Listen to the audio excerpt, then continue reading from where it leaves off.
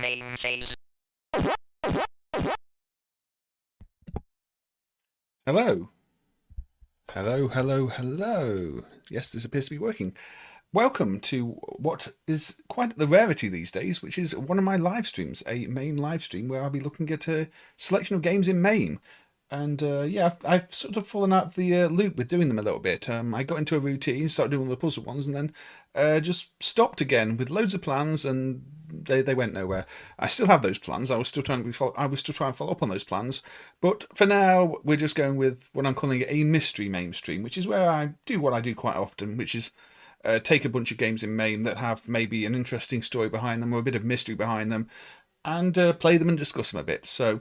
Welcome everybody. We have quite a few people in chat already, even though my chat window appears to have dropped many names. I know Aussie Guy was here earlier, and Main Fan was here, and we've got the Leviathan Eternal here, so welcome to all of you. We've got Adam Garcia here, we've got Mr. Fungi66 here, and Peter Wilhelmsen here. GP's here too. GP, you're cheating on Zypho again. Zypho is doing his AM stream at the same time, so yeah, I'm overlapping with that a bit tonight, but this is the first time I've actually found the time and got the preparation right for doing my thing.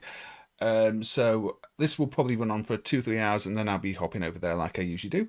But anyway, I think that's everybody who's in the chat that I've said hello to. I'm not too... Oh, Tilanus as well. Sorry, Tilanus, you are there too. I almost missed you, but welcome. So yeah, we've been discussing Twitter and the rebranding and what a mess that is. But I think we can now actually just get on with the game and the stream. So let me get my headphones on and turn the volume on the game up a little bit again. So about there. And change to this view. And yes, my stream setup still appears to work. Hey Jason Flat, welcome too. It's the 2020s and there's time for a mainstream. Anyway, yes, so Thunder Force AC. Now, this is an odd set because when it was dumped, people just said, oh, it's just a homebrew bootleg conversion of the Mega Drive version, because that is one of the main differences here. This is really similar to the Mega Drive version as opposed to the arcade Thunder Force AC release. The Thunder Force AC release, in the arcades, the proper one, has a mix of levels from Thunder Force 3 on the Mega Drive and Thunder Force 2. So, it's a bit louder maybe. And this just has the same levels as Thunder Force 3. And it came from a very suspicious looking board. I'm going to be dying.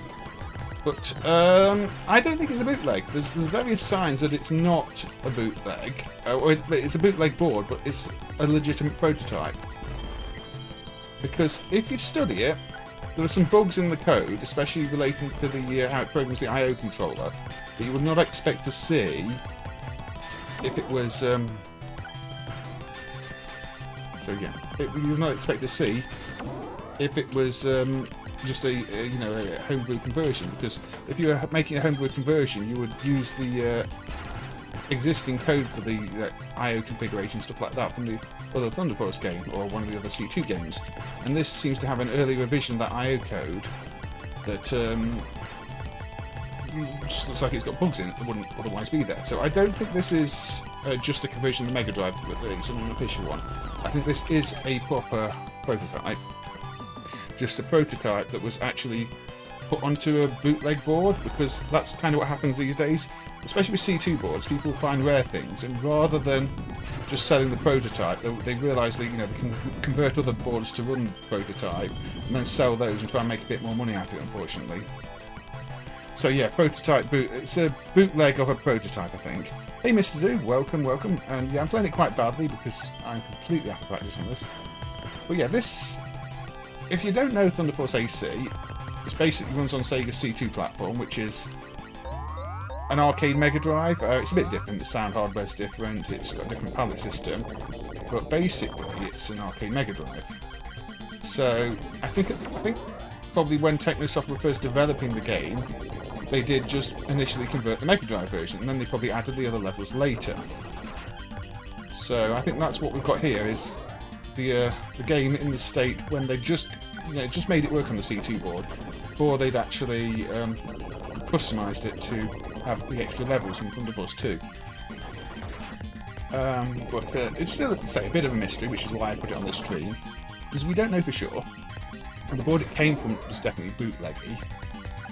But we've seen that with quite a few C2 games, where we've not got the proper dumps. We've only got dumps from like multi-boards or bootleg conversions, and this is unfortunately another one of them. And yeah, I'm playing this really, really badly. I used to be able to complete the first stage without problem, but forgotten how to play it. Just shoot that bit.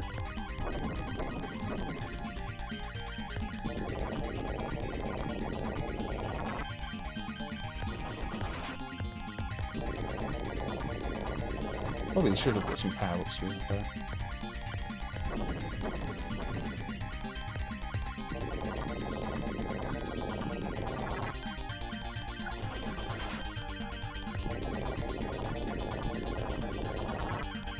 The music sounds slightly different. Yeah, that wouldn't surprise me either, although maybe not quite the same as the Mega Drive music, I'm not sure, because the C2 sound hardware is a bit different.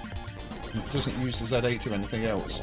So, again, that's possibly a sign that it's a legit prototype, because if the music's not the same as the parent set, you were just bootlegging it, you'd use the parent set music. How do you beat this thing again? I'm doing this right now.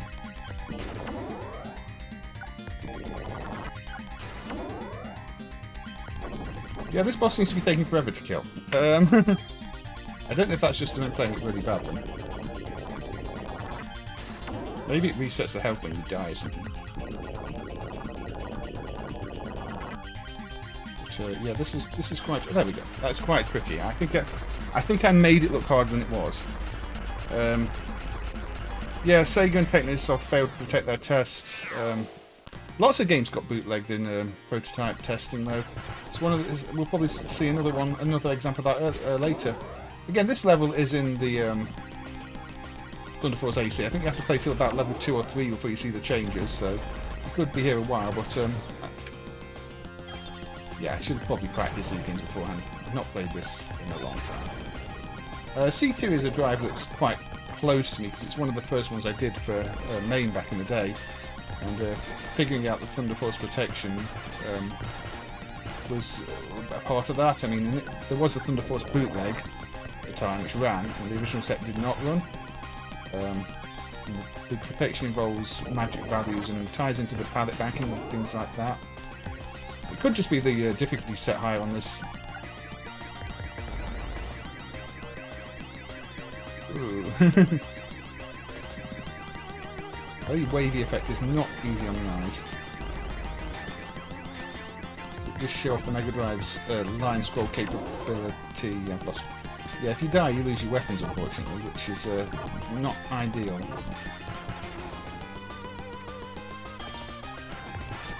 The shot speed seems quite slow.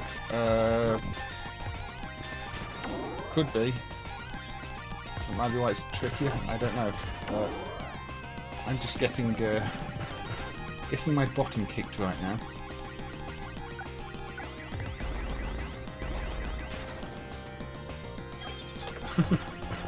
How many credits is that? I've probably spent my life savings on it already. I mean, there are extra lives scattered around, which is unusual for an arcade game. You didn't expect you to use autofire? Rather than just holding it down. You can do this. I mean, that's a bit faster, isn't it? Maybe. You get very worn out fingers very quickly doing that one. Yeah, this version is definitely tricky.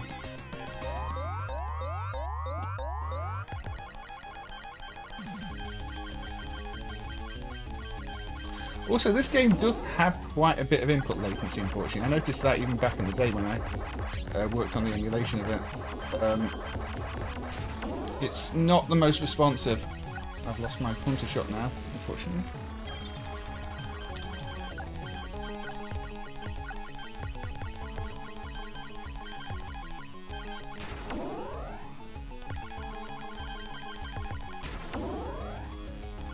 Maybe I was back on keyboard. I don't know. Let's try back on keyboard again.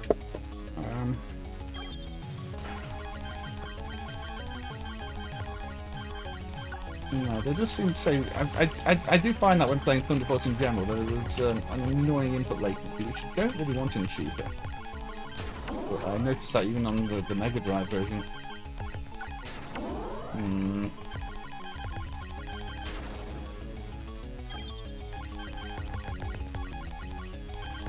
Yeah, some prototypes were covered in epoxy, Aussie guy. Taito ones especially, we've seen that on. I don't know if that's Taito themselves or if that's somebody else doing it. But yeah, a lot of the ones that were found in Spain that were covered in epoxy, or parts of them were. Some Capcom ones too. Which is interesting because they all stand in the same location.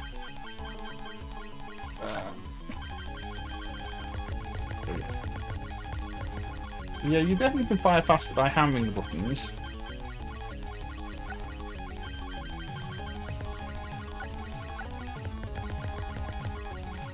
Still, they do take a lot of hits. I think if you've got the right weapon, it's easier. But we'll play this level, and maybe a bit of the next level. And then we can briefly look at the original, the release version. Just for comparison.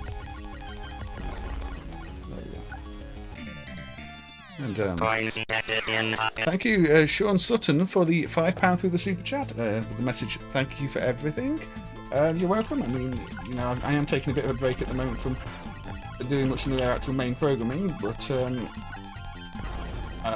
it's always nice to have kind messages and support like that. So thank you, Sean Sutton there.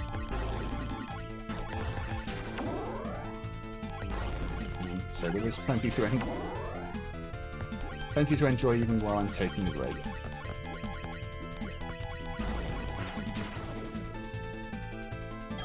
Hey Top Retro Games, welcome, welcome. And Hey Extreme Rec as well, welcome.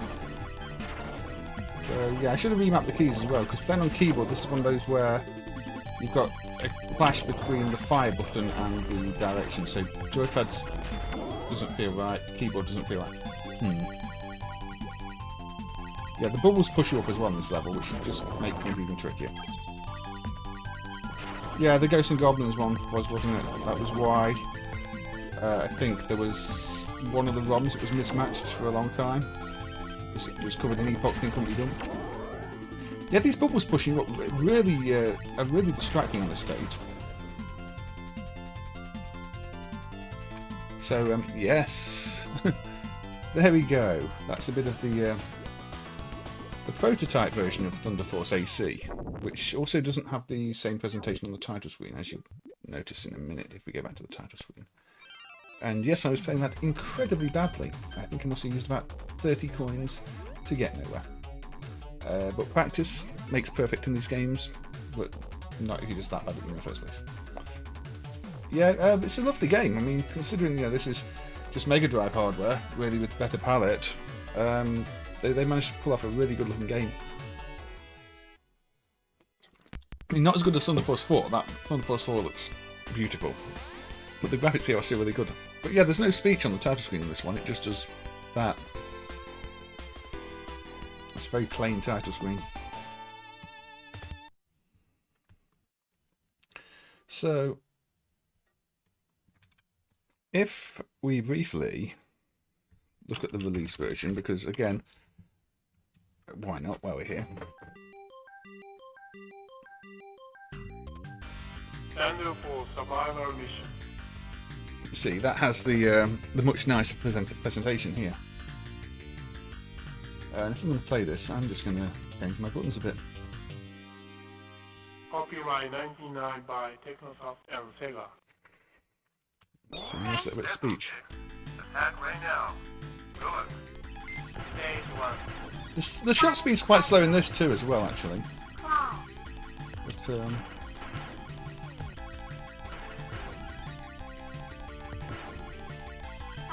this does seem a bit more responsive, actually. I was saying that the other one felt laggy. This feels less laggy than the prototype. I think maybe they improved it a little bit. It's obviously subjective, but I feel more in control of the ship already. It's a case of knowing when to use the weapons in this thing.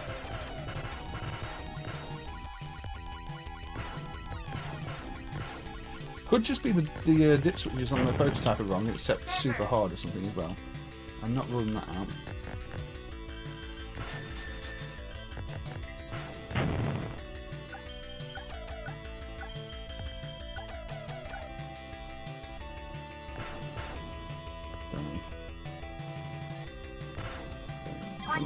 There's even one-ups in this version, you see.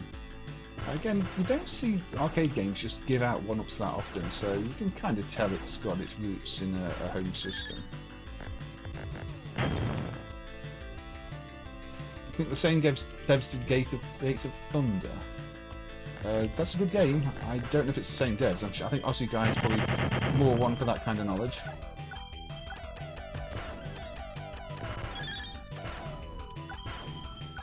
Like most shoot 'em, it's easier if you don't read your powers too.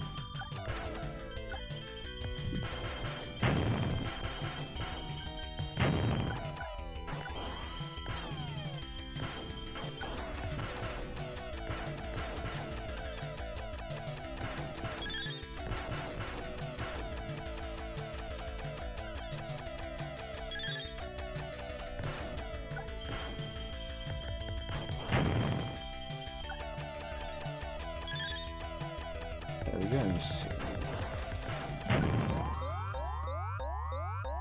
So let's see if this enemy is a bit less mean here. Oh, well, he's taking me out already. I don't think the colour change worked on the other version either, did it? But yeah, that was a lot easier. No, I don't think the Amstrad could do this GP. I think this would be asking a bit too much of the Amstrad. But yeah, that was a lot easier. Notice the speech in this version is not in the prototype either. That's something they added. Now, I'm probably still going to die here because this stage is... Well, this stage has got like those fireballs, but if you shoot them, they split up into more fireballs, which always makes things tricky. Well, I think Zypho's doing Atlantis games, isn't he? So the same people with that spooky castle. I quite like that, actually. I know Zy was like, oh, 60%, but honestly, I thought that was better than a lot of the more recent CPC releases we've seen. But, I don't know. Do I want to continue? Okay, go on then. I think Zypho's better at playing games than I am. Apart from Batman. It took him a lot of strings to finish Batman.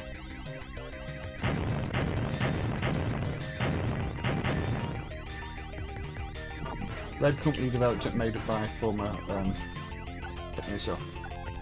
Is that the same red that has a logo in Hanagumi columns that's unused? Or is that a different red?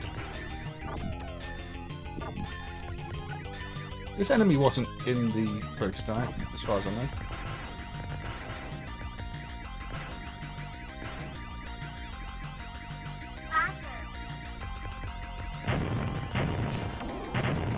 Oh, did I die there? Possibly.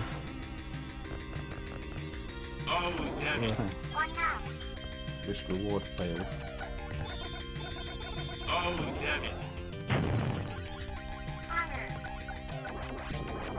Use the shot. Do you Oh, want to continue more? I don't like those firewalls. So we won't be playing both versions of every game where I'm going to talk about version differences too long, but I did want to show this one off because it's a good shooter. Now we've got to try and beat this boss again with like limited powers.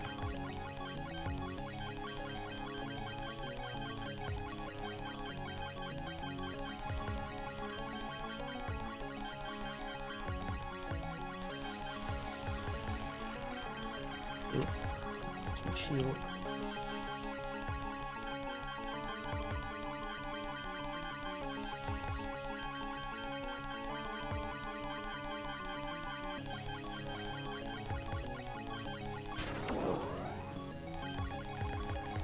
Oh, damn it. Do you want to continue more? It's definitely easier. I'm not playing well, but I can tell already this version is a lot easier. Oh, damn it. There we go. Yeah. Thunder Force team did Gates and Lords of Thunder and Sapphire.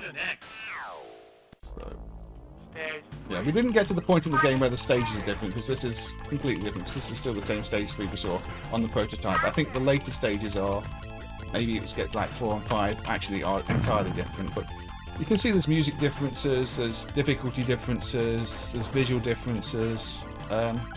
So yeah, that prototype is definitely a bit of a mystery because it did come from what seemed to be a bootleg board. Do you want to continue But it's more? worth checking out, and it didn't really get much coverage at the time, so yeah, I thought I'd just show that. It was added a couple of years ago now, I think, in fact. Game over.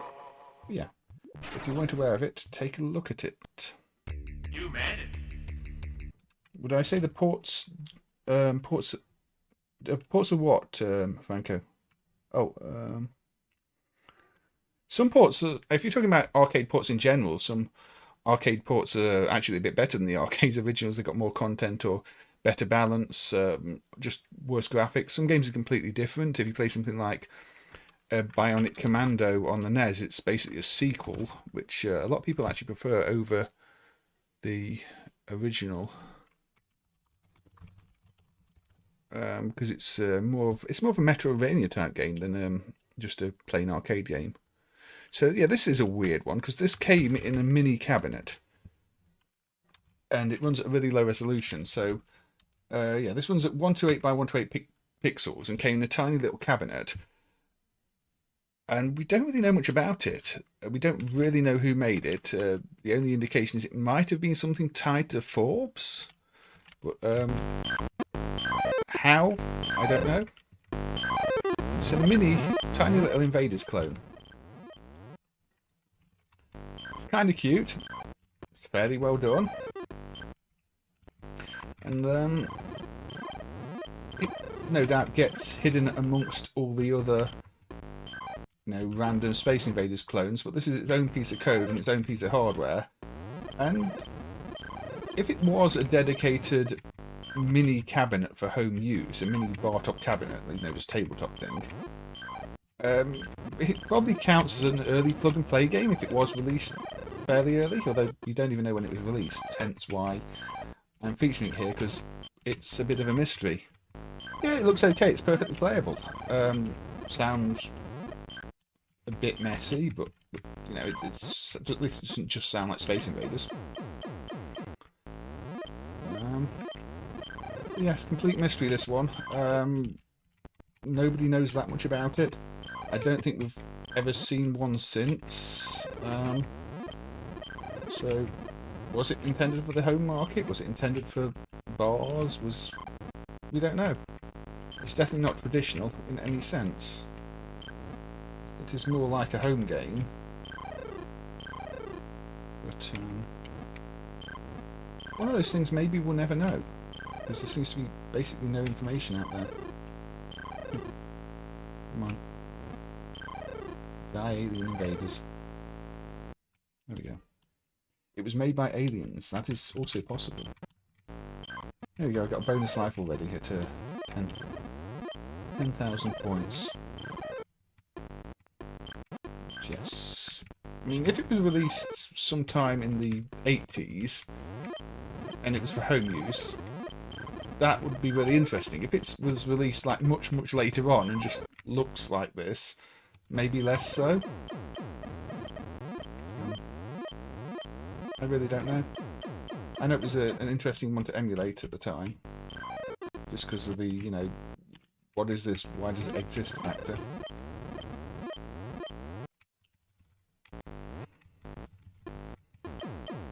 It could be a homemade project, although it didn't really look like one. I mean, it was a real physical item. But, it plays fine. If you want a little mini Space Invaders game, low resolution graphics, you can do a lot worse. I mean, if you look at some of those handhelds with low resolution screens, they've got far worse representations of the games than this. This is pretty good fun.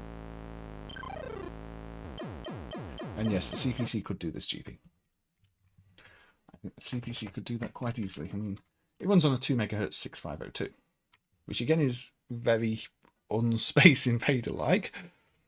But there you go. Yeah, Attack UFO is another interesting one, isn't it? Probably less of a mystery, but it is another interesting one, Aussie guy, you were right.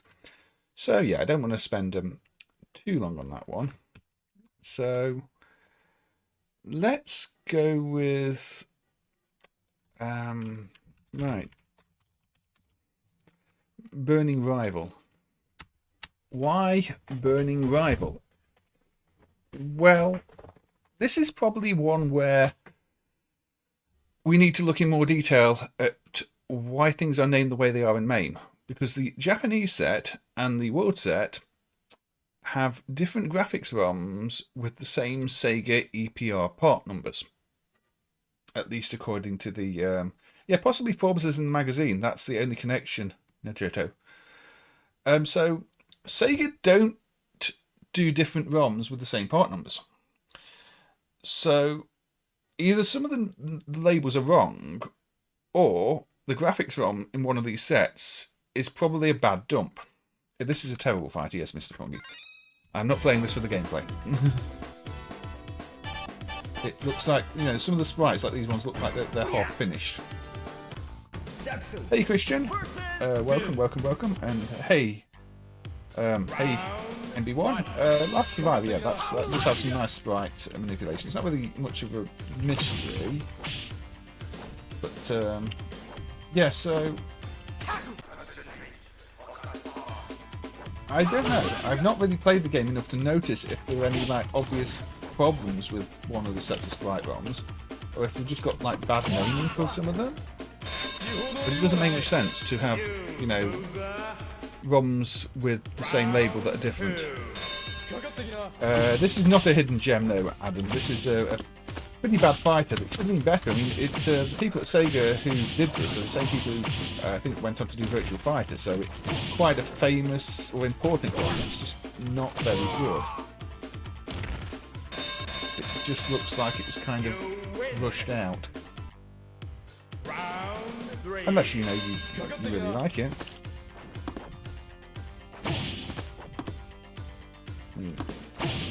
There are probably worse fighters.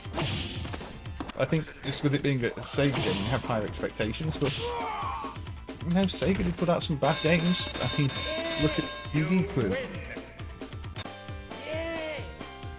Yeah, it's very rough around the edges for something from Sega, isn't it?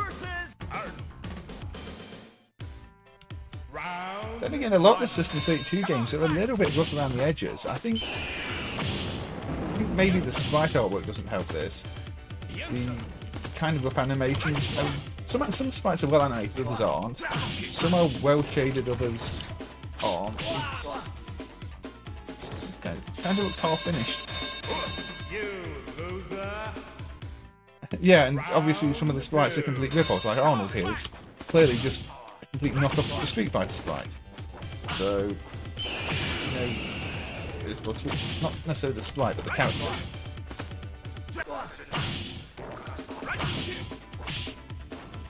I don't know any of the moves of this character either. Arabian Fight, yeah, that's another very messy one with weird scaling, and then you've got like Rad Racer, which is well, it's more of a tech demo than a game. Let's see, who else can we pick? We can pick this guy. But yes, I mean, I'm not seeing any obvious graphical corruption here. I mean, maybe there's only a few bytes different between the ROMs. I've not actually studied them, but I think really somebody needs to get aboard and redump it and just see what the correct ROMs are, so if it matches the US set or the Japanese set.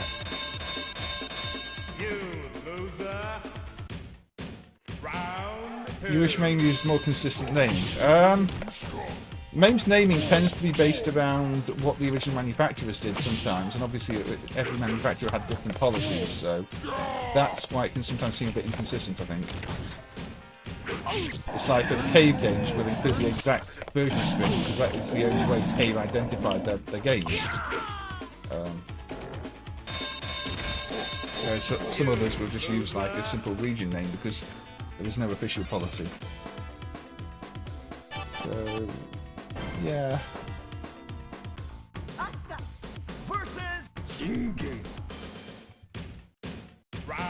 I'm going to briefly swap over to the parent set. You know, I've looked at this one a bit. There was a slight gap in his foot there when he's walking, but I don't know if that's a dump issue or just bad grab design or a scaling issue, because it could be that MAME scaling's not perfect. Yeah, look, that just the projector does not come out when you expect it either.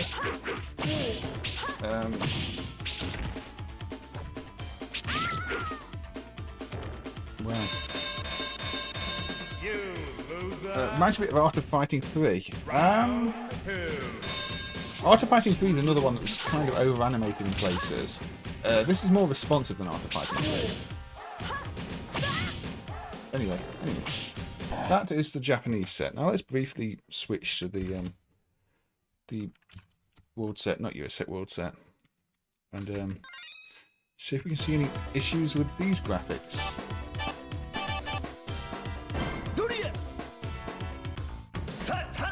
We're going to mirror match. Round 1.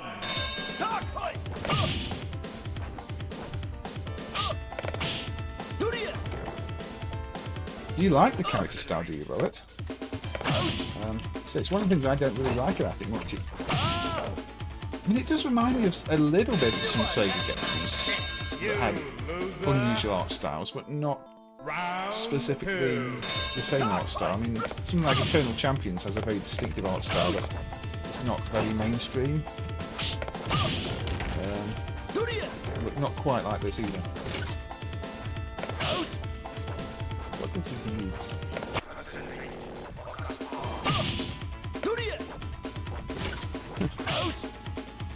The life bars being tiny in this is really odd too. You've got this massive time bar at the top, and these tiny little life bars that you can almost not notice. You like the line style, do you? Mark of the Wolves has a wrestler. Yeah. Mark of the Wolves doesn't have that many characters, does it? No, it's... I mean, it uses the high resolution, which is fairly neat, I guess, but...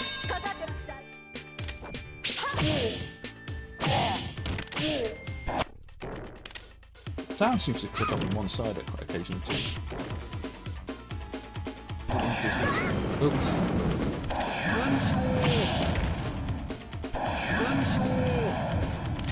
I'm not noticing the gaps in his feet on this. So maybe this is the good dump and the other set is a bad dump, because his feet don't seem to be detaching. So that could be this mystery solved if this is the good dump. That's what I'm watching, because if I looked at the other set, his feet's detached. unless it's just the way I'm playing it. Should we quickly go back to the other set and look? Static backgrounds. Yeah, they are, aren't they? They're entirely static. And then he's got a little gap in his graphic there. Okay, I'm going to switch to the other set again and see if his foot looks different. Will I do a stream about the keyboards and drum machines that have been dumped so far? It's a bit difficult to demonstrate those, Umberto. I mean, I think it's really good that they've been dumped, but apart from just like quickly demonstrating one for a minute, there's not much else I can do with them. So I'm going to pick this guy again and see if it's just me. Round 1. Yeah, there's a gap in his animation, isn't there, when I walk backwards there? Look at the bottom of his foot.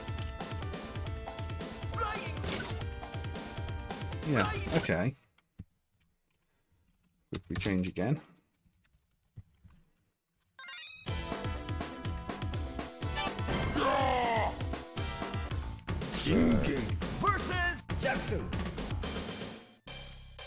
Round 1.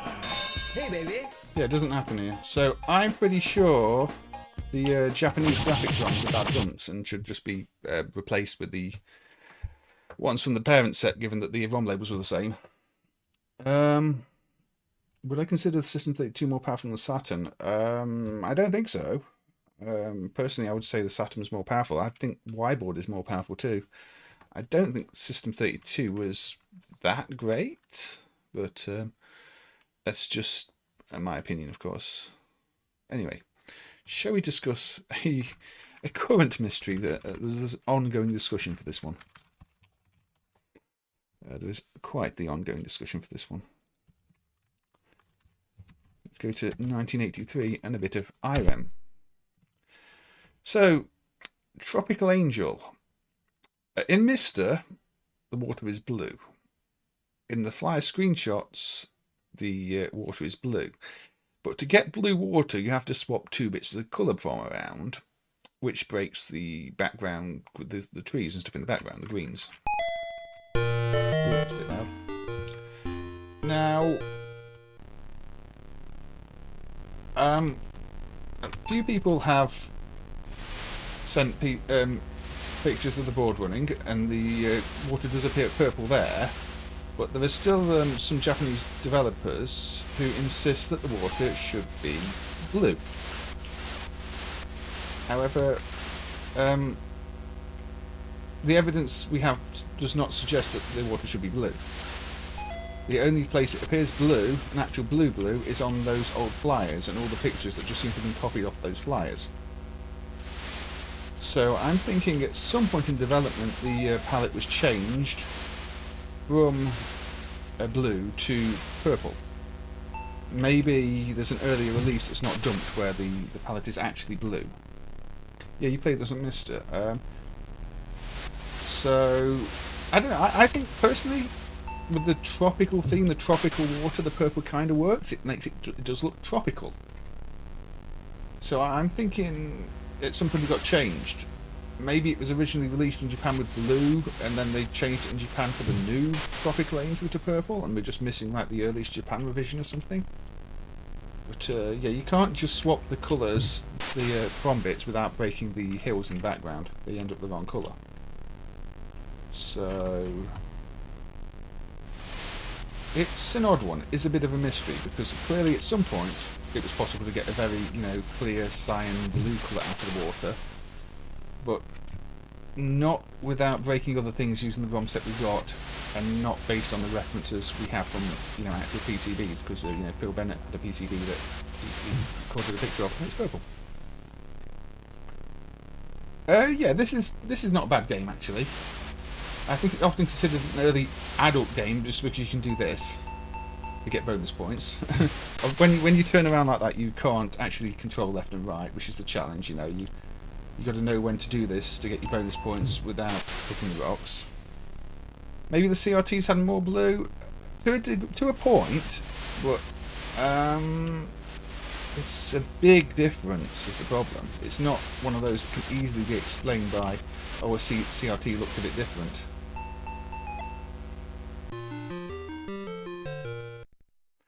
Well, I don't think I did very well. Yeah, I'm just wondering, say, if New Tropical Angel was the Japanese release with purple and there was an older release without purple in Japan. But I don't know. Again, that is why I decided to put this on this mystery stream, because it is a mystery. And obviously some people don't like the water being purple, but we've got PCB evidence saying the water is purple. And the only evidence of it being blue are the same 3 screenshots from the flyer that have appeared in various different pieces of Japanese media, but it's always the same 3 screenshots with the same score in the corner, the same positions of everything. So those 3 screenshots with it blue are really the exception.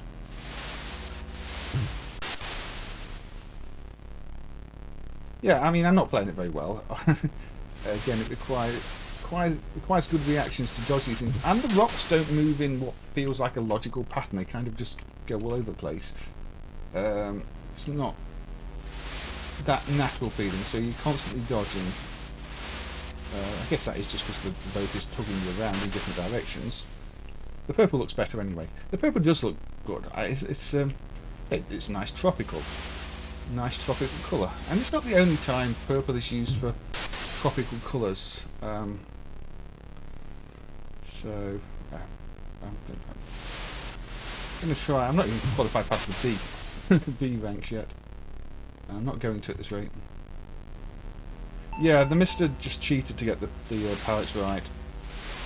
Unfortunately, you know, people talk about the Mister being some ultimate reference, but they do have a lot of old MAME style hacks in there, and cheats and things that aren't actually accurate. But it's only as accurate as whoever implements it and what assumptions they make and everything else. We need to get through more flags to qualify them, which I don't think is going to be happening.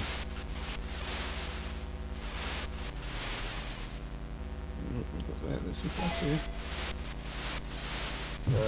here. Wiped out. Well, they are a little low, aren't they? So I guess she's busy.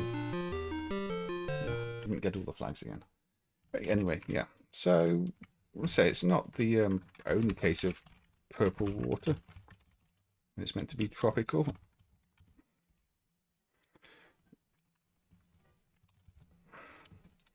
We look at, say, Jungle King here. Speed through the demo mode a bit. That's quite pink. You see, that's kind of purpley water too. It's bluey, purpley shaded water because it's meant to be sort of a tropically ocean. I think that's what they were going for with it. Shall I play a bit of this? No, I'll give it a go. Okay. That was a bit screamy. Sorry for anybody who just got deafened.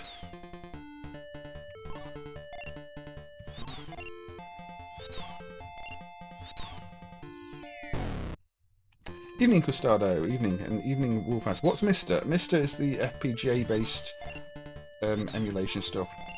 So it's different to MAME, but it still is emulation, I'd say. A lot of people claim it isn't, but somebody's still got to re-implement something. Jungle King and Jungle Hunt are the same game, yeah. It was renamed to Jungle Hunt because Tarzan, basically. Same reason the sounds got changed and things like that.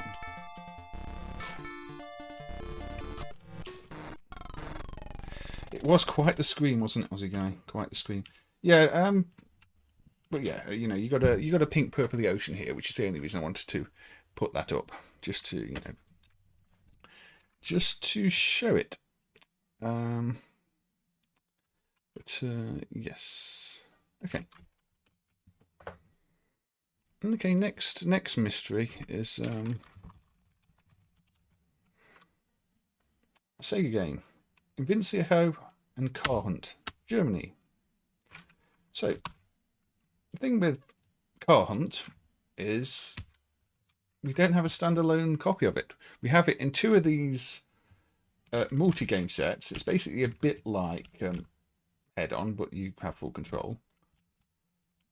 And no sound, unfortunately, because log sounds. But yeah, the only dumps of this are in 2-in-1s, and this one is a German one. So we don't know if there's actually a standalone release of this. You would expect there to be. BCS Jungle Hunt. Yeah, sorry, Adam. That was a little bit loud. The thing with arcade games is some are louder than others, and you don't always realise until they make loud sounds, which is kind of a bit rude, but you know, can't do much about it. Some games are just louder than others. MAME doesn't really have any concept of this game is going to be loud and this one's going to be quiet. It's just got, let's emulate the chips. Let's go. Oh yes, cleared the maze. Cleared the maze. Head-On's legally a weird one because Sega kind of gave people licenses to make different clones. Aussie Guy discussed it before in the chat when that Runaway game came up, the Sun one. So there probably were a lot of rip-offs, but also you can't always be sure that a rip-off is a rip-off. This isn't quite like Head-On though, because you have full control. This is more like Pac-Man. This is Pac-Man with Head-On style mazes and visuals, but full directional control of where you go. Yeah, Head-On came before Pac-Man. That's the funny thing with it. Head-On came before Pac-Man. So yeah, this is a German version. As you can see, the text is in German, the points things in German. But the other version we have is also a 2-in-1, and it's a French version. Now this has let's change game. So yeah, the only 2 versions are a French version and a German version. No English version, no Japanese release. Is there meant to be a standalone version, or was this some European only game? Are these technically failed prototypes? Why is it in this 2-in-1? Nobody seems to actually know.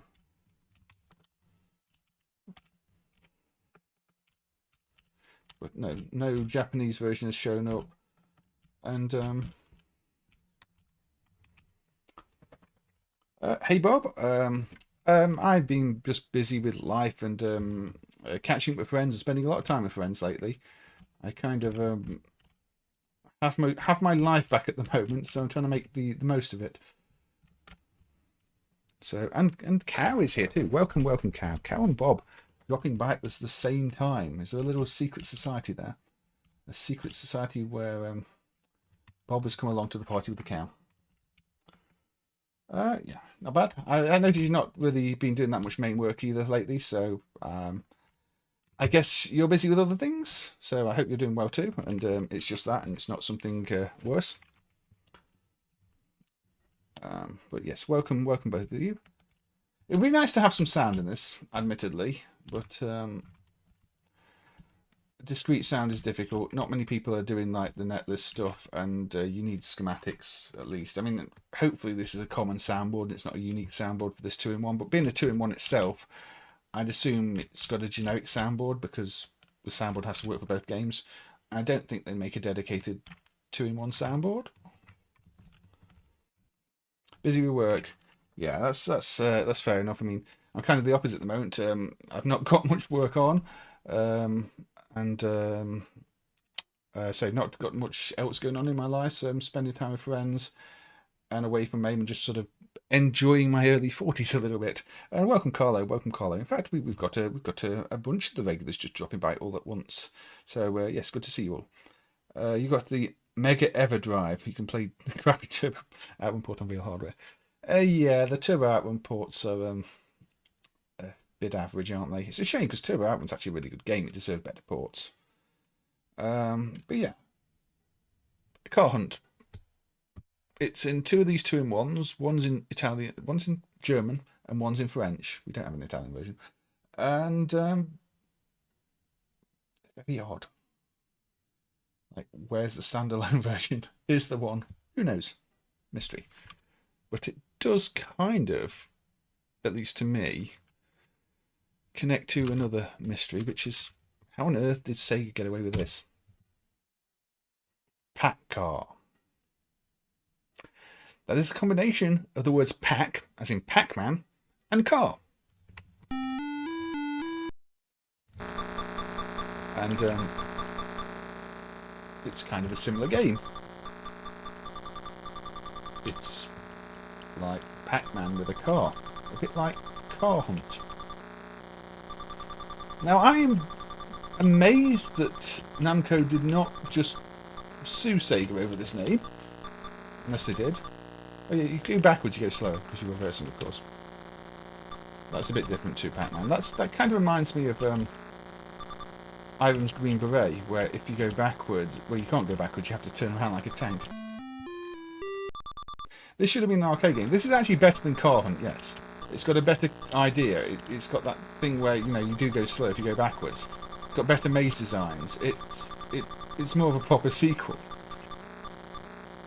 I mean, they did release SD1000 games in the arcade, so, you know, they could have put this on the same board as Doki Doki Penguin Land. But, yeah, the mystery to me is, how did Sega get away with this title? Because you would have thought Namco would go, nope, we own the rights to Pac-Man, you can't call something Pac.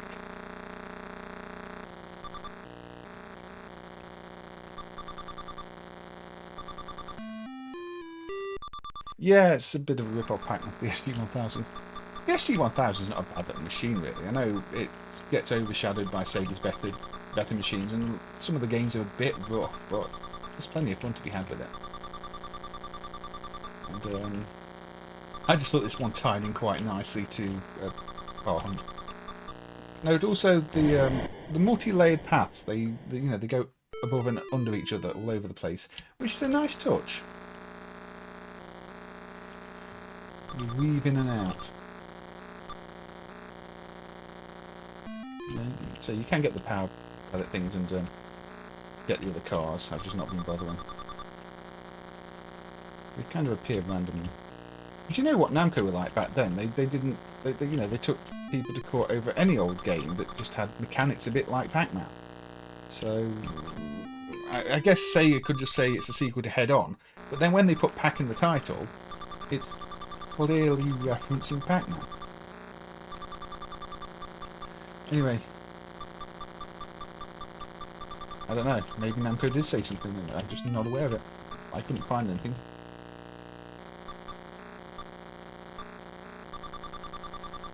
I don't know if this has been re-released on anything since, or if it's one of those that has been left in the archives. Reminds you of Rymaze a little. Rymaze is a good game, yes. The Taito one. Played that before. Rymaze is one of those where the whole game is a maze. You pick different rooms to go to and all sorts of different paths, which is kind of cool. Anyway, I think we can kill off Pacar. But yeah, Pacar just sounds more like one of those game titles you get in a multi-game bootleg or something like that. Yet this is a proper, legitimate Sega game with that title.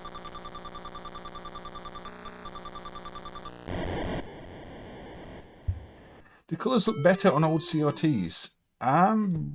Depends what you consider better. I think you get different looks really on both, and viewing angles and everything else. This Famicom is 10 times better. It has the GOAT Final Lap. I mean, a few things got Final Lap games, cow. I mean, we had a look at WonderSwan before. At least the game save you progress on a level, and unlike head-on. Anyway, it's a pretty good one actually. I hadn't played it until recently, but yeah, it's not the most difficult game, but it's got some good ideas in it. So anyway,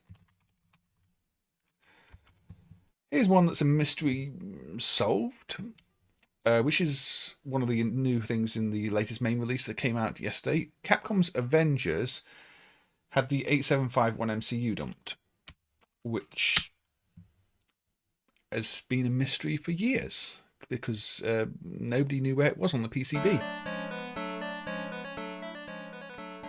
In the end, the MCU was found underneath the sound module. The boards have a custom sound module, and they hidden the MCU underneath, literally underneath another chip. So eventually it was dumped. Now, unfortunately, I think due to the dumping process, some of the data in the MCU dump did get corrupted, so it had to be hand fixed. Although I think I found the errors and fixed them, but it's possible I didn't.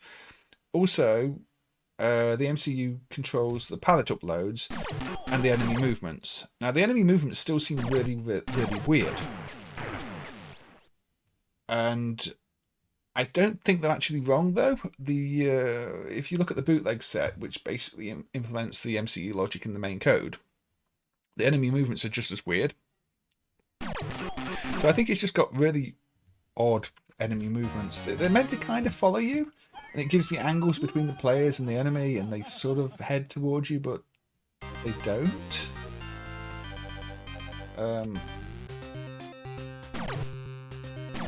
You see, the other issue though could be there could be issues with the MCU sync, because the nothing really keeps the processors in sync. It relies entirely on the timing between the two CPUs for the commands to work. So it could be getting partial commands. Now, the wait states were added to the main CPU for the palette transfers, which is a big bunch, a big loop where it's just got to run the CPU and the code in sync between the two, the MCU and the main CPU. But there's the possibility that it could be sending partial directional things as well, because every directional angle check requires it to send 4 parameters, and if those run out of sync, it's possible it could be doing the wrong thing there too. So it's a bit messy. Now the other very strange thing is, for the longest time, the two parent sets in MAME of this didn't have proper enemy movement at all. Because even the old simulation code was hard coded to look for specific addresses in the game code before getting the values to use, and it only worked for one of the older clones. It had never been updated to actually work with the newly added sets for the parent set and the first clone. So if you played that set in previous MAME versions, the enemies would just run around in circles. Is this game come out after or before Afterburner 2? This came out in 87? I think that's before Afterburner? I think Afterburner was later, wasn't it?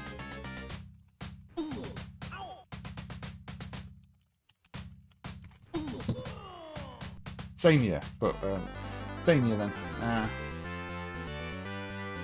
But earlier or later in the year, I don't know. Honestly, I really don't know. It's odd to think they came out in the same year, because obviously things like Afterburner with the sprite scaling look a lot more impressive, but different companies are going for different things.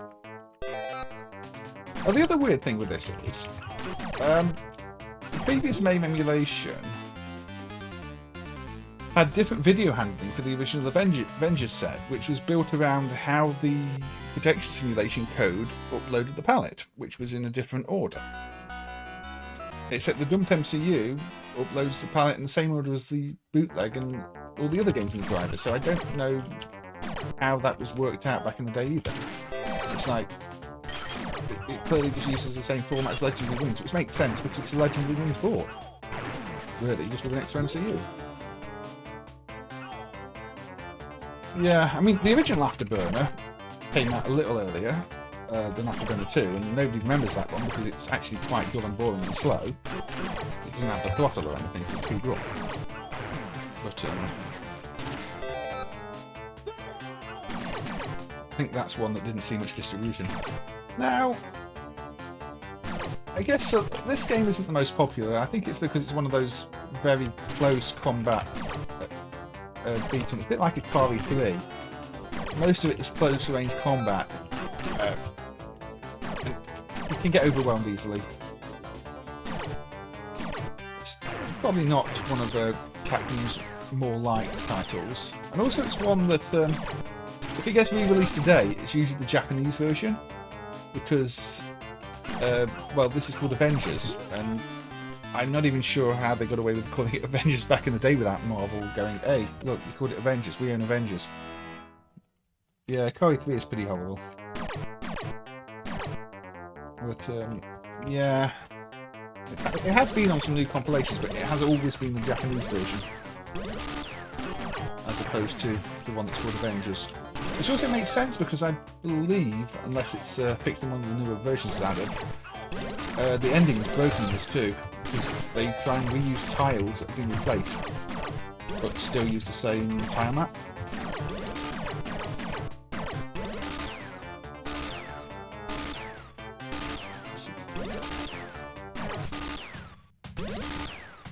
Yeah, I mean, I think Atari 3 maybe had the right idea with the rotary stick, because you can quickly spin around, but the fact you have to get so close to everybody makes it awkward. The only one that I kind of like is Chinese Hero. But that's a bit different, you've got the jump and everything else. But yeah. I'm just glad that, you know, the actual MCU in this was finally located, hidden away underneath that other chip, and it could be dumped, even though another one will have to be dumped to verify at some point.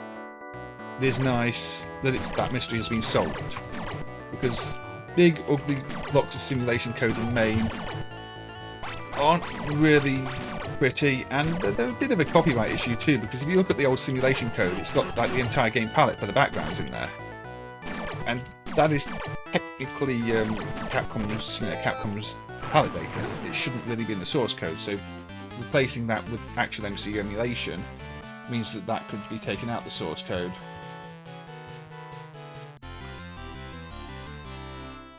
Yeah, it is a bit. SNK did like to go with that over-aggressive AI, didn't they, Cam? So, yes. There are quite a few cases where that has been the case, Bob, where we've removed old simulations and realised that was a lot of data that probably shouldn't have been in there.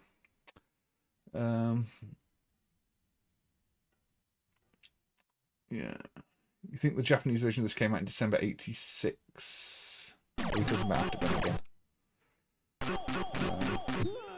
And Aussie Guy's got a bit of a fact about this being designed by Takeshi Nishiyama, who previously designed Uniwar S, and Kung Fu Master, and Moon Patrol at IREM. So I'd say this was a bit of a step down from some of those, although, yeah, the Kung Fu Master connection kind of makes sense, because Kung Fu Master is obviously also very close combat, time your kicks right, time your punches right, and this is sort of that, but with the overhead perspective. So yeah, I guess you could kind of consider this to be a Kung Fu Master sequel. No, there's no copyright data anywhere, is the Bob? No. And hey, Joanne Rotter, welcome. Late is fine. I mean, we're still only an hour in, so you're not too late. So there should be plenty more stream to go. I've not got the biggest list today, but yeah, we should be good for another hour at least, I think. Right now, I didn't write down the set names for this one, so this is going to be fun. This is going to be a lot of fun. Right. In fact, this is where I'm going to open up the source file just for a moment.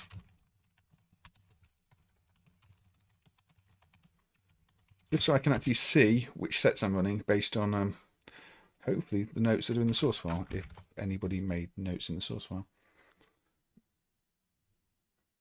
Did they? Or did they not?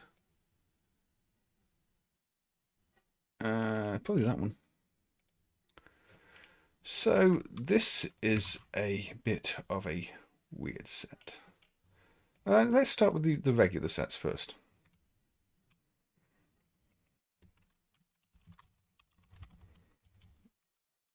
Obviously, Karate Champ. Karate Champ is quite a famous Data East game. Also did Street Fighter 1 and Fatal Fury. I think Fatal Fury is a very good game. Street Fighter 1 obviously not so much.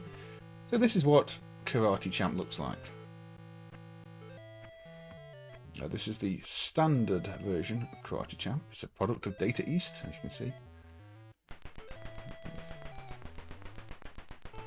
Anyway, going up, visually, it looks like this. It is a game where you play against the CPU. Trying to tell me the techniques, which I really should learn. 2 joysticks, you see.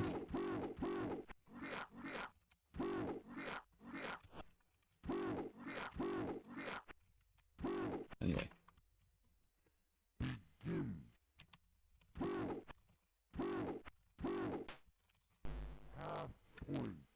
So this is an early combat game. Again, very much pre-Street Fighter 2.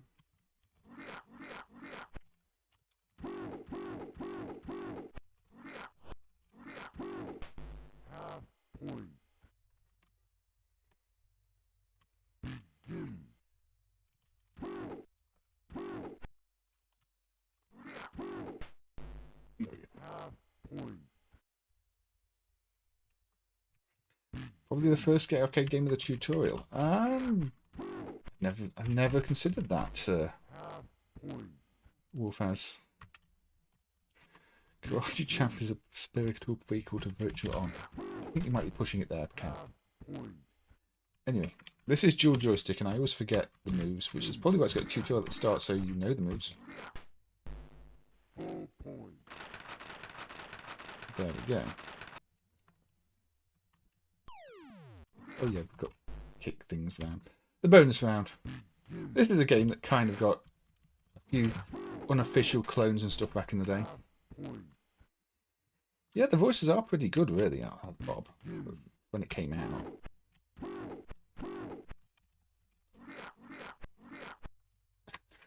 Somersault, because that's exactly what it would be.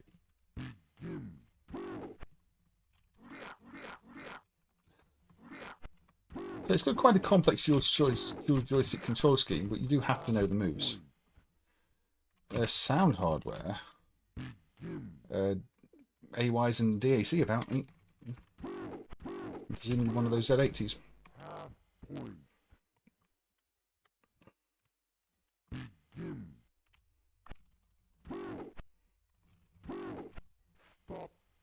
Stop.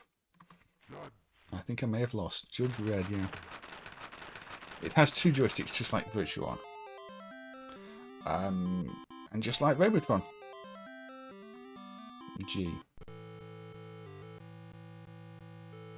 Anyway, that's one version of Karate Champ.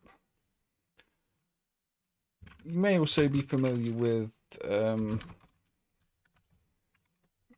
this version of Karate Champ.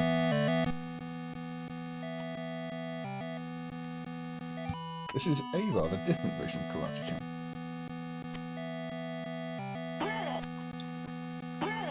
This is Karate Champ Player versus Player, also known as Versus Karate Champ to some people. It is the version that actually lets you have 2 players. If you don't want practice, press start button. But you can see presentation-wise, it's quite different. It's set on, you know, this riverside dock, really, isn't it? And obviously, it's for 2 players. I don't have 2 joysticks map, but if I did, I could play against another player. The regular version of the game did not offer that feature. You could only play against a computer. So they revamped it, they changed the graphics up, and they released, this one, Karate Champ Player versus Player. Half point. Begin.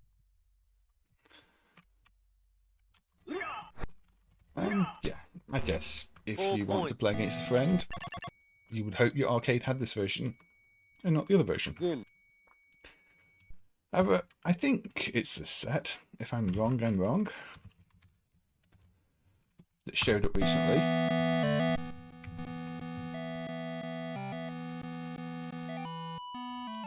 So this has the new title screen, Player versus Player. Now, is it this version? No, it's not this version.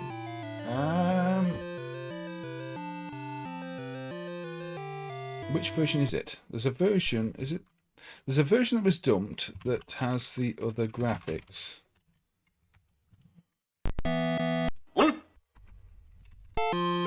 That version. Or is it only in single player mode? Not that version. This is why I should really prepare for the streams, isn't it? Was it this version? I know it was a recent addition, but it has a mix of the graphics. Maybe I'm just doing it in the wrong mode. Is it this version?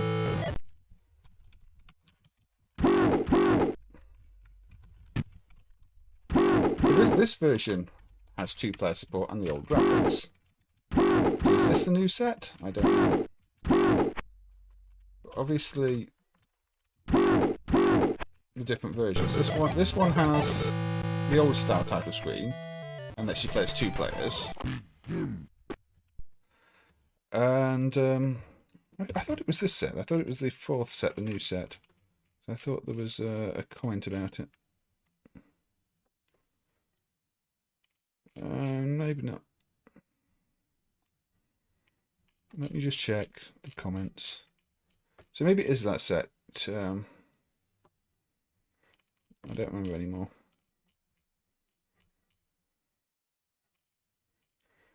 Maybe it was that set. Anyway, there's a set that was added that basically still has the regular version backgrounds, but also the new the 2-player option. I think it was this set. I think it was the one that was just marked as 2-player rather than versus. So yeah, it's got the old presentation but 2 players. So that was quite a confusing. Yeah, that is the one, Aussie guy. Yeah, this one then. This is the one then. Yeah, I didn't prepare this one well enough. So yeah, this set is the weird one because it still has all the old presentation style. Thank you, Aussie guy, for confirming. But you see, this has the regular presentation. This does not have the pier. So technically, it's still a player versus player set, but it's almost halfway between the other sets. They've not revised the graphics at this point. They've not revised the backgrounds at this set. At this point. So it's an odd one. It's a unique set. That could it be a prototype? Could it be, they were experimenting with the idea of adding another player, but hadn't updated the graphics yet, or did some markets just get this version, whereas other markets got the one with the revised graphics too? Let's sample. Yeah, SF2 on the Mega Drive does a pretty bad speech, doesn't it, GP? Yeah, their heads do turn around. I mean, it's got more animations going on in the backgrounds than Burning Rival had. I think one of the funnier examples of animations in games would be one of the Playmark games where the girl just waves her bra around like this every now and again, and you, if you're not paying attention, you wouldn't realise it's got nudity in it, and probably nobody would care. But yeah, Playmark, being Italian, just liked to slip random nudity in, as did Gallico actually for some of the Spanish games. Very European thing that. But here they're just looking around. But yeah, a bit of a mystery, this version, which is why I put it on the stream. It seems to be a perfectly legitimate version. There's no indication it's a hack. It's just one of those between version games. Didn't this was made by Technos? Was it made by Technos? I mean, it's credited to Data East.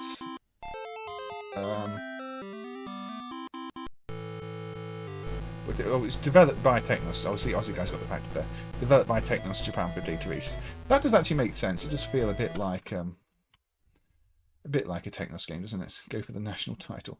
I love how crude those speech bubbles look. It's they've got a bit of charm to them, haven't they? The US clones have different hardware. Yes, I think some of them do. Again, probably cost reduction or something like that.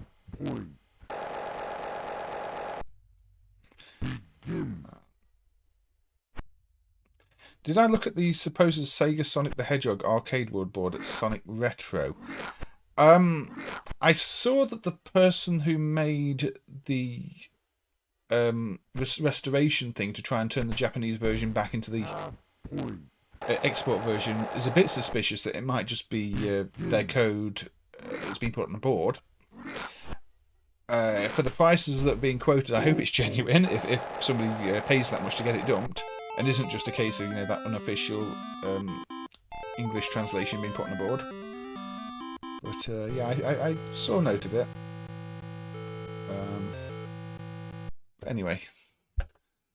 Anyway, right, shall we go with a different kind of mystery?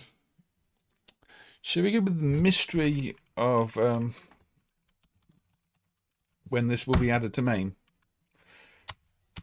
This is DT7 by Toaplan, and it's been dumped by two different people, and for some reason it's still not being added to MAME because somebody doesn't want it added. Well, two people don't want it added to MAME.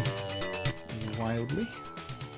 Now, it doesn't work quite right yet. I've had to pack up the imports because they're meant to be read through some serial protocol. It is 2 screens, by the way, and this select screen doesn't update the actual course you're on, even though you can change it.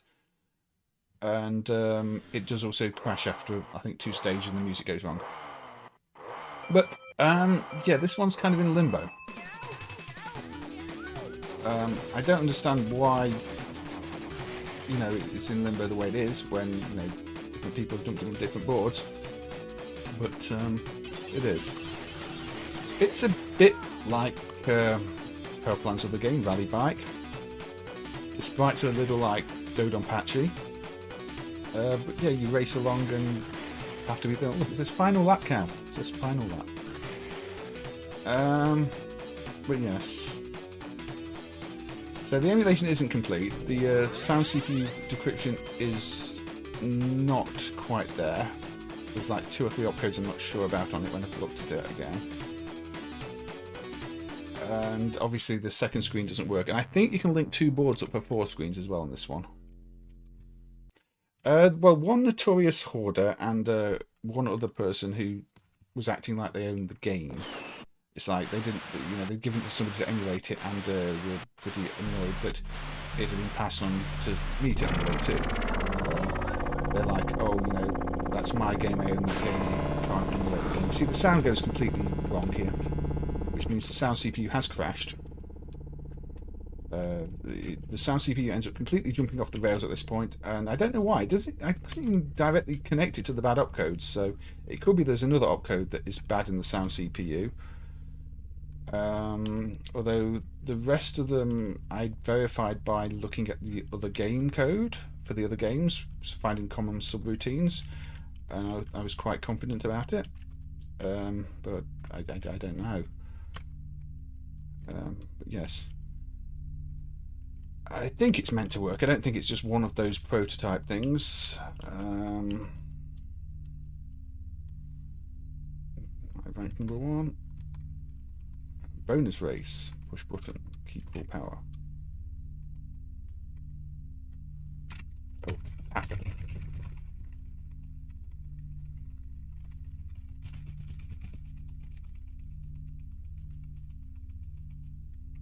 Bit of a drag race.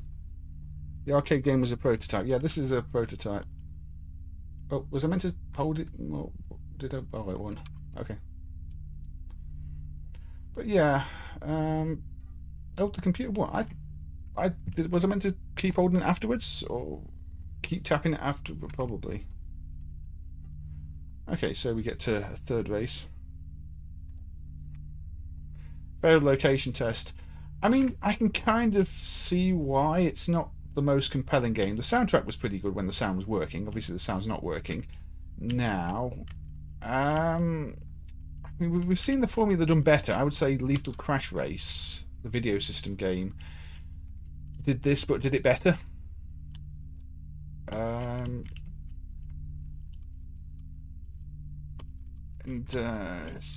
I guess it's a bit like a kart racer, really, isn't it? Just with a vertical screen. I mean, you've got your like gate-based pickups, just like your Mario Karts and the like. But yeah,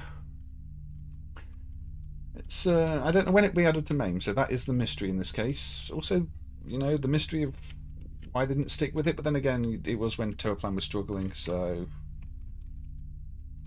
Yeah, only the service coin works. A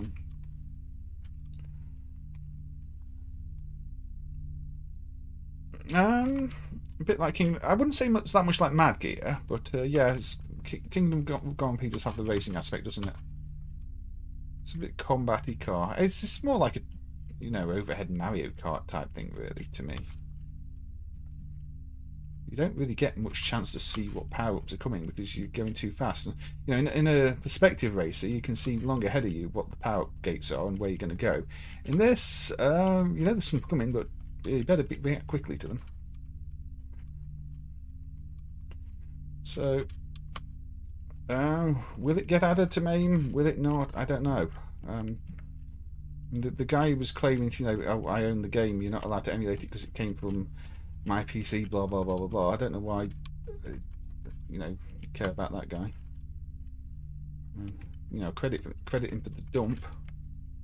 It's only fair, but I think you have to finish first. Yeah, second is not good enough in this game. Hey, Aristam, welcome. Yeah, I thought I'd just try and get a bit back into the routine. I like the way the high score table is 77777. I wonder if you can actually beat that, or if they just went for a bit of a novelty.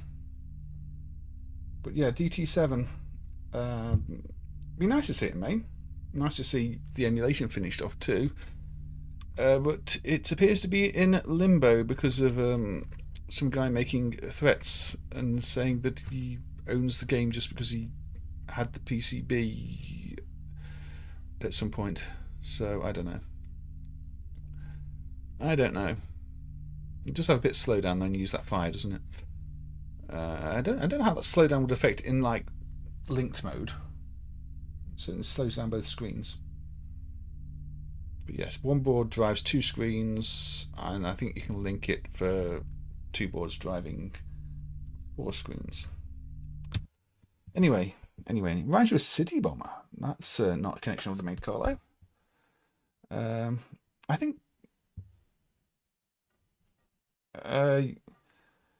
Yeah, I think the regions in the EEPROM or something like that. Aussie guy, you're right. Yeah, it's a fairly interesting one. Okay, right. Another sort of mystery solved but not fixed. This next one. Strider 2. This is marked as not working in MAME. It's one of those games where people keep asking, why is it marked as not working in MAME? It works fine. You can play it. I've completed it. Blah, blah, blah, blah, blah. And yeah, you can coin it up and you can play it. This is not the awful tier text one now, GP. This is the actual arcade one on PlayStation type hardware. I mean, I don't actually think it's a great game itself, but oh yeah, you can go along, you can slash things and find stuff. And yeah, the problem is there was always what seemed like a very random crash in it. You know, the game would crash, lock up for reasons nobody quite understood. Sometimes you could play the whole game and complete it just fine, sometimes it would lock up. And until that bug gets fixed, you know, you can't really consider it to be a working game.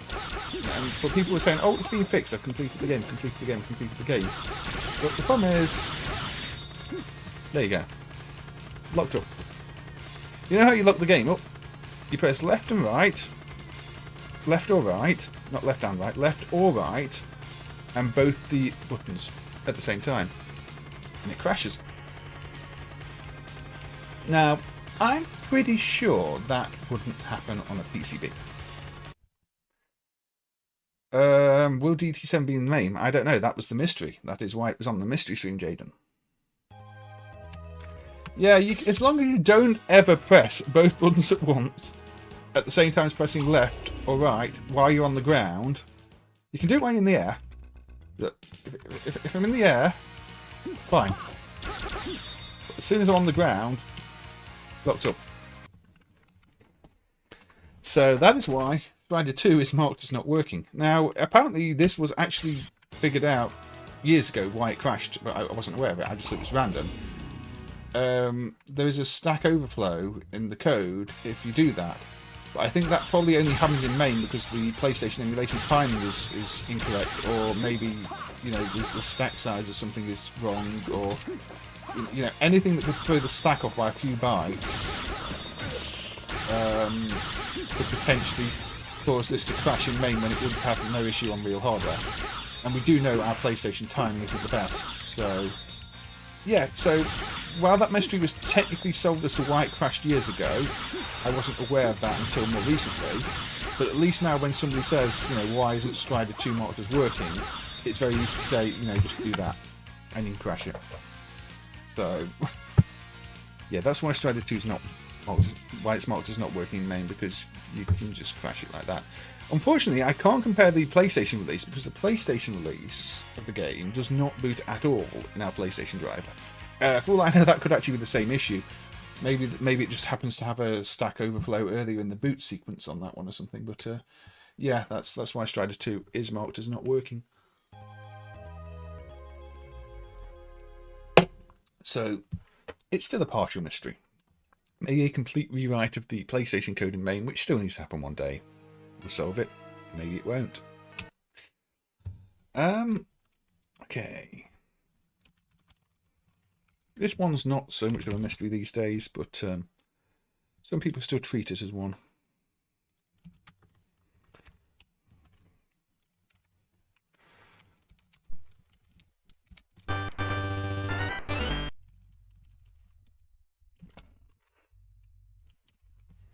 Parasol Stars for the PC Engine.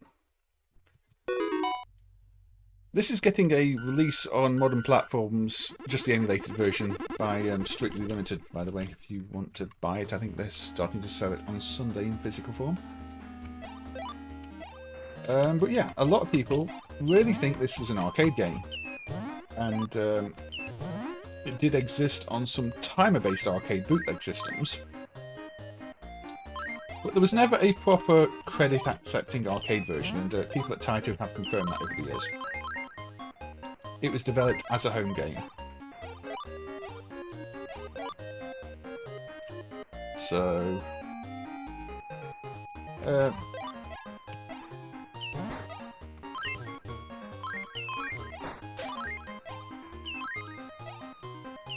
now this to me is, you know, the perfect sequel to, you know, Bobble and Rainbow Islands. It goes back to the traditional single screen format of Bobble, but has the beautiful cutesy graphics, great sound. I mean, this is on the PC Engine, but this looks the part of an arcade game. You can't fault the visuals here.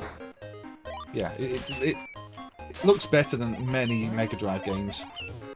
It's Taito did such a good job of this one, and it plays so well too. The animation's perfect. The stage designs are. You've got all these different mechanics, collecting the bubbles, throwing things, secrets. It's a really, really good game. It should have been an arcade game. I mean, internally, the game has a credit system. I think they knew that, you know, they developed it as if it was an arcade game. But yeah, you know, people who've worked on the game at Taito said, you know, it was never an arcade. You know, there was supposedly ran in some Tour-Vision cabinets, but again, that's just a bootleg. I mean, some of the Tour-Vision carts were just bootleg carts too. And it's, you know, it's like that. I have to patch something there, as you can tell. Oh, shouldn't be down this stage.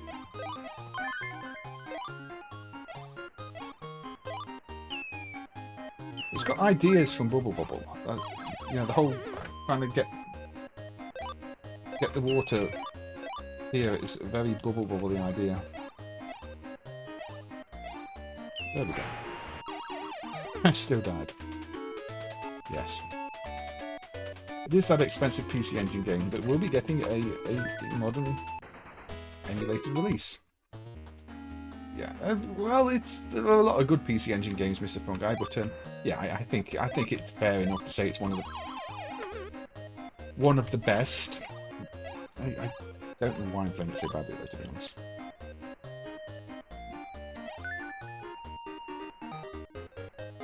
This is not difficult to do. There we go. Got rid of most of them. Pay attention. Might help.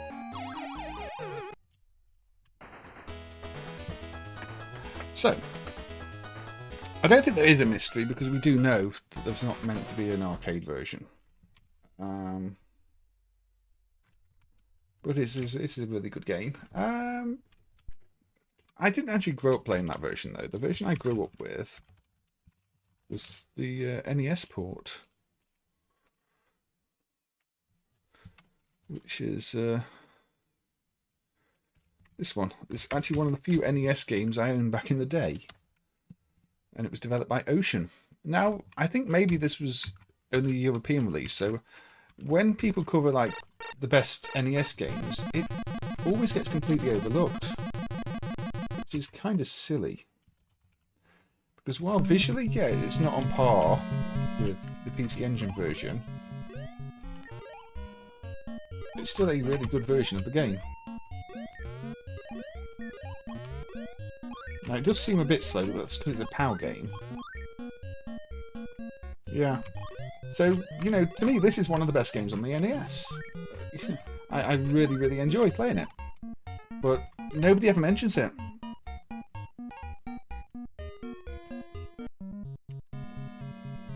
Yeah, the sprites are smaller, but it's just more like an actual 8-bit. I mean, people say the PC Engine is 8-bit, but it's more like an actual 8-bit classic arcade. You know, this is close to the original Bubble. Smaller sprites, cutesy music. The screen feels less cramped too because the sprites are smaller. So, to me, this is a really good version. I know people say it pales compared to the other version. In some aspects, yeah, it does, and it flickers a bit much. But it's a NES game. You kind of expect that.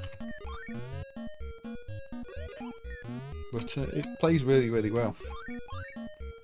It got ports to a bunch of our home systems like the Amiga and I think the Atari ST as well, but they're much closer to the PC Engine. This one stands out as looking different, and I think it's got a lot of charm in its own way. Yeah, that happened with a few games, Jaden. Even on like the Mega Drive, there were games that got ported twice. Different markets. C64 as well. You'll find quite a few games have European versions and US versions. But, yeah, it's a shame the modern release that's coming out on the current platforms doesn't have this as a bonus, but I guess because this was developed by Ocean, the licensing would be different for it. So they probably only got the license from Taito, not Ocean. But, or they don't want to put a PAL game on. I mean, unfortunately, that is a real thing that happens these days. PAL games tend to get excluded from compilations just because people don't want to have to deal with PAL. It means there's quite a few good European games that just don't end up on modern releases. Get overlooked. So this level's much easier at this speed, with this much screen space. Yes. But I guess the mystery with this one is that it's a bit of a mystery to me why there aren't more people to talk about this, because, well, it's still really good.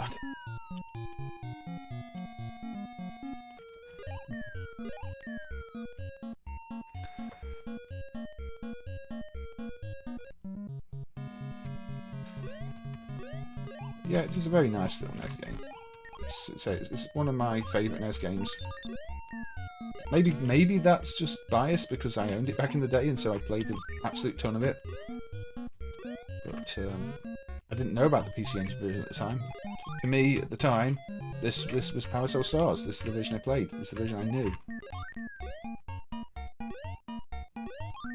And just what it's meant to do. I'm surprised this didn't get ports to some of our 8-bit systems too. I mean, there's no CPC or Spectrum version of Parasol Stars. I don't think there's a C64 one either, is there?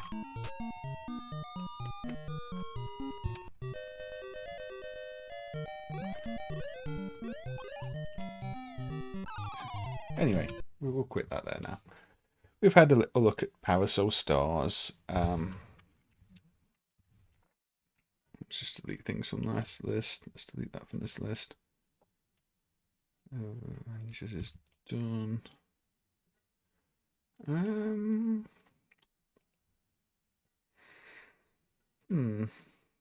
Okay. So this one is this is Counter-Run. This is the new third bootleg set that was recently added. I think it's the latest version. But the mystery with this one is how on earth is anybody going to dump the block with all the CPU coding for the original set? Because the original set still does not work.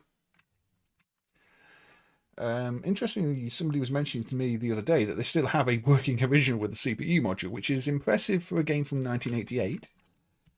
But while Charles McDonald did manage to dump the free kick, I don't think he ever successfully dumped this one. I don't know if he ever got one. But, oh yeah, and we're back to head on. But, yes. I don't think he ever... I think he got one and couldn't dump it, but I could be wrong. Maybe nobody ever sent him one. But I think dumping free kick relied on a very specific exploit that may just not work for this game. The original CPU module. Clearly it can be dumped because the bootleggers must have dumped it at some point. Cloned it, copied it. I don't know. But at the moment, you still have to rely on bootlegs at this to run it in. No obvious main NES bugs in the single screen. No, I think the PC Engine version was a little bit worse with the flickering line at the bottom, but maybe that happened on real hardware, I don't know. Yeah, I mean, not the widest releases for the PC Engine and TurboGrafx, but yes. But, see, this has the 1-up that doesn't give you a 1-up too, doesn't it? So that's another mystery to me. That 1-up does not, as far as I know, give you a 1-up. Because, I got a 1-up and then I died, and I died. All the versions are like that. And that is one of the things I think is that something that's just wrong in the bootlegs? Why does the 1-up not give you a 1-up? Main fan played this one too. Main fan's played a lot of arcade games.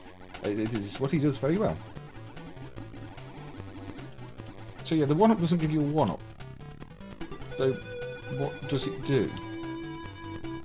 Am I missing something? That is a mystery in this game. Did the bootleggers hack out the 1-up functionality? Is it copy protection? Did it never work?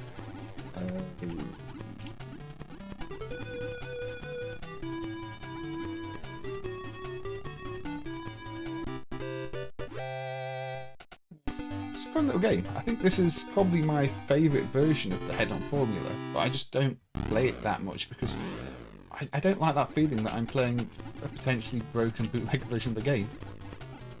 I'd really like to see the original actually dumped one day. Maybe I should have asked the guy who said he had the original if the 1-up actually works on it.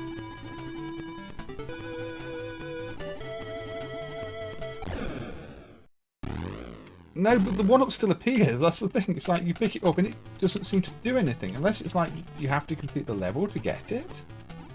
I mean, the other powers work. Like the flag stops the other car. Unless they didn't understand that, you know, one-ups are meant to be extra lives. It just doesn't seem to do anything.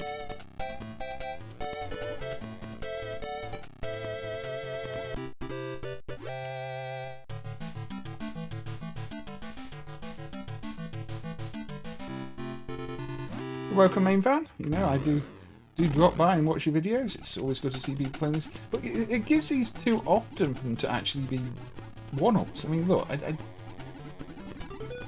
makes no sense to me.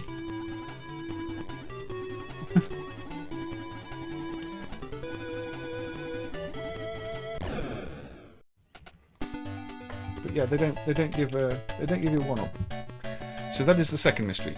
The first mystery is, you know, is anybody going to be able to dump the original? The second mystery is, what on earth is going on with the one-ups in this game? We're watching 28 Weeks Later. Oh, that's a sequel to 28 Days Later, isn't it, James? Not watched those in many years. They're pretty good movies, though. Developed by Eagle for Neon System and Sega. Developed Gigas Mach 2, Amiga, Free Kick, Perfect Billiards. Did they also do Pavilion for Kaneko? Because that also feels very similar. But I don't know. Yeah, I've noticed you've not seen many uploads lately. I've not seen many uploads from your main fan. But I mean, sometimes everybody needs a break sometimes. There was a C64 report in development for Parasol Stars, but relationship issues caused it to get lost. That actually sounds very believable. People can be quite mean.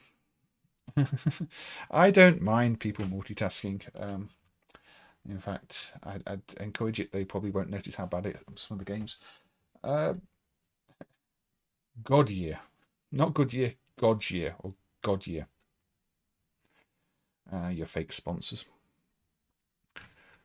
Unless there's like just something stupid like a memory mirror, because I did fix that bug in Osman Cannon Dancer on the like 4th or 5th level recently, where the truck didn't run down the hill, and that was just a memory mapping issue. We needed a memory mirror, but I don't know. I'm kind of confused by that one. So it's done. Right, okay. The next one's kind of a request. I did ask in my Discord if anybody wanted any requests, and then tried to find anything interesting to say about them. So let's have a look at Time Soldiers. Now, there's no big mystery with this one, although there is an odd design choice, which I will talk about in a second. In fact, I'll talk about that to start with. The game has a language dip switch. It is set to English. And, you know, it boots as Time Soldiers. You've got Time Soldiers title. In fact, we just want the title, really. That's what the important part. See Time Soldiers title. Now, if you set the dip switch to Japanese, the title screen is corrupt. So there you go. See, now if you had a board and it had that, you'd think there's a board fault. You wouldn't think you know, that the dip switch is wrong. You'd think there's something wrong with the board because the title screen is corrupt. You know, maybe there's a fault in some of the RAM or something like that. However, no. For some reason, they left this dip switch here, but you have to have it set to the right language because the graphic ROMs are different. So the Japanese version works the opposite way around. Obviously, it's still got the dip switch, and if it's set to Japanese, it's got the correct title times for the title. But if you set it to English, the title will be corrupt. Like that. Because, again, it needs different tile ROMs. So, why would you leave the dip switch there and function in the code if you literally need different tyre ROMs for it to work. Does this have a horrible death sound? Maybe. It's pretty lazy. I mean, you could have patched it out in the code. You could have just made that dip switch do nothing. One line, you know, and on after the read. But yeah, somebody could playing with the dip switches could just end up thinking their board is broken. It's not the only game to do that. One of the Rising games, I think it's Kingdom Grand Prix. I think it might be just the same. It's got a language switch where it also needs different tyre ROMs. I think they had a thing for the World Wars, didn't they? I mean, they've got the whole mess with Bermuda Triangle and the World Wars, and this game says the World Wars at the start. Is it meant to be set in the same universe? Now, this is another rotary shooter, so, you know, it's a bit like a Kari Warriors.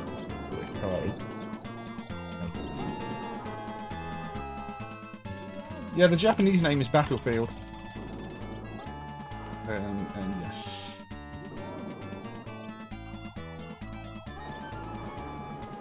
It's kind of tricky. You have to quickly hammer the fire button, which while you're trying to rotate at the same time is kind of hard.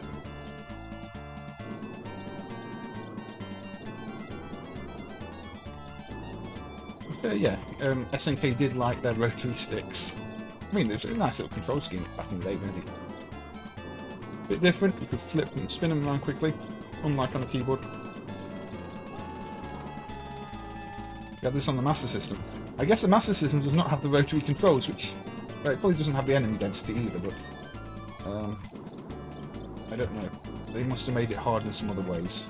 This throws a lot at you from the start.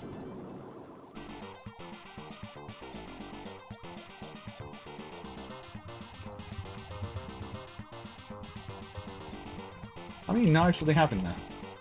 Or rockets? They look like knives. I don't think it's a knife thrower though.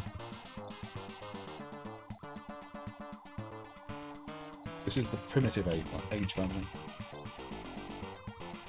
So primitive. There we go. Yeah, Catch It Tube It corruption. I think Catch It. Obviously, when Catch It was developed, they didn't really have Tube It in mind. Even the Tube It set we've got, the prototype, the location test, has corrupt ending graphics. And say, Hammy was looking into that the other day, and it just looks like it references the wrong graphics. It looks like the Tube It prototype is just broken at the end. There's a main test that's bugged for it, but it looks like that's just going to be how the real hardware acts. Warp sector. Look, there we go. Now we're in the primitive age.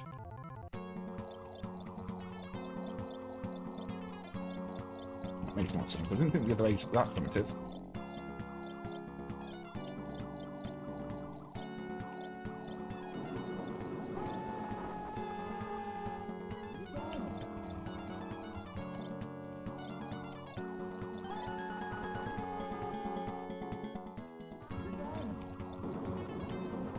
I have to say, they still, despite being dinosaurs, they still kind of look like tanks because they explode when they fire things at you.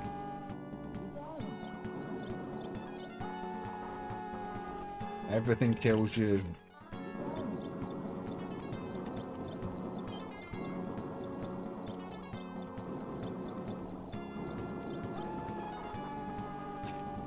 This game's mean. Then again, you know, these games were.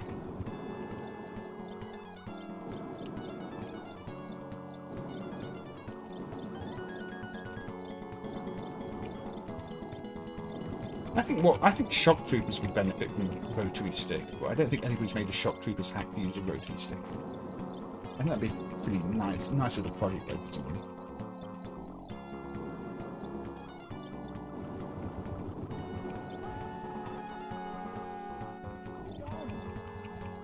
Same YM.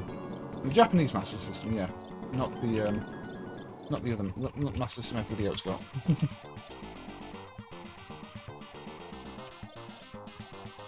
One of those games where the bosses are easier than 11s. Well, until they do that, because that collision is, again, kind of mean.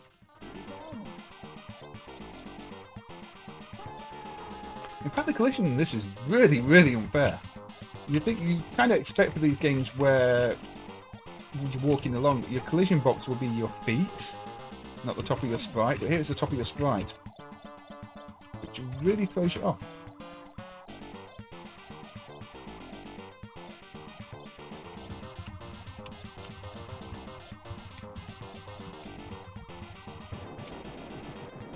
The whole game is a bit.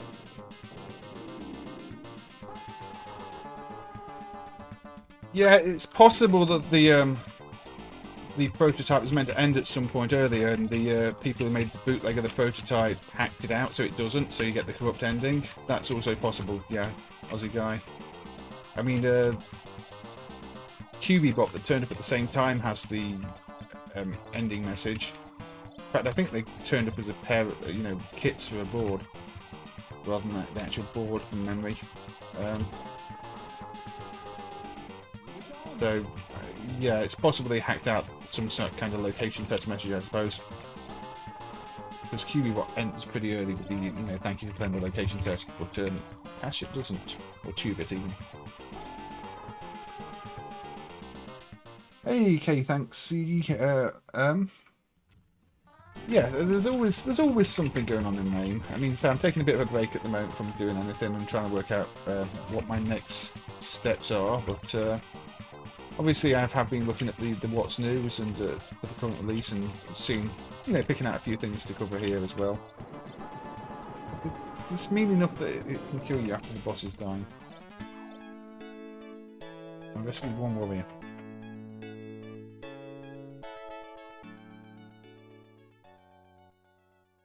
The Age of Rome. I mean,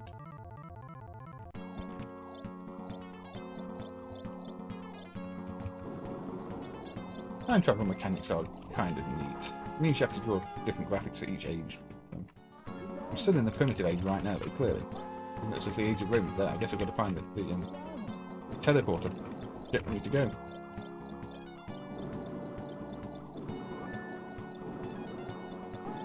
Yeah, they're not pickups, they kill you. Anyway. That was a little request, and it's not one I play very often. I think I can see why, because it's really kind of mean. Maybe with a mouse for the rotary stick it'd be a bit quicker, turning around and shooting things, but trying to play on keyboard is a little awkward. Yeah, there'll be an awful lot lost. I mean, that's one of the things that sort of keeps me doing this, well, has kept me doing it for, 20 odd years, is just there's a lot of stuff that people just aren't going to care about otherwise. And it's nice to get it preserved. So, here's a mystery.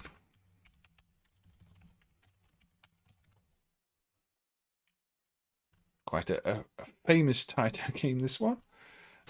Pulley Ruler. So, what's the mystery with this one? Well, apart from being a really weird game, notice all the shadows. They don't move. They're very static shadows. If you look at any original hardware footage of this game, the shadows have a wavy effect to them. Now, I thought that wavy effect was just like an artifact of the monitor sync or something like that, and wasn't a real effect. But it's a real effect. The console port, that Saturn port, replicates the effect its own way, and even like the modern, really high quality direct capture footage of the PCB show the effect. So the effect is meant to be there. It's meant to do a little wavy thing on the shadows, but we don't know how. I mean, there doesn't seem to be, it's a sprite.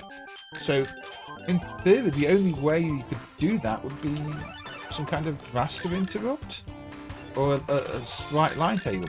The tighter sprites don't have their own line tables, and I couldn't see how there would be a raster interrupt that works, although maybe I just haven't worked it out properly. And there are a lot of things that aren't well understood with tighter hardware.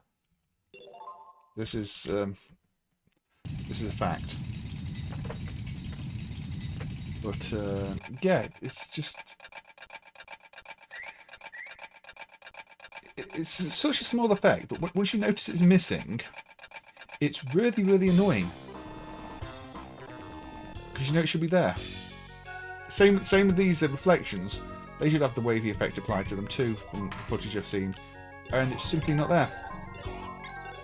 Now I know there are other Taito games which had effects missing, which ended up being due to weird sprite buffering issues. So it could be something like that, but again, it's not a single on-off frame thing. It's quite a several frame effect. So I'm not really sure. Taito drivers in general do need revisiting. Yeah, it looks cool until the weirdness kicks. I mean, the whole thing's weird, to be fair, especially this Japanese version. But it is missing that effect. I don't know how it works. So that is a mystery, at least to me. Maybe I know the Taito F3 driver's been getting a bit of an overhaul recently in terms of the video emulation. The person doing that is sometimes in the stream chat here. I don't think they are today. At least I've not seen any messages from them. But some of these other Taito drivers haven't seen really much attention in years.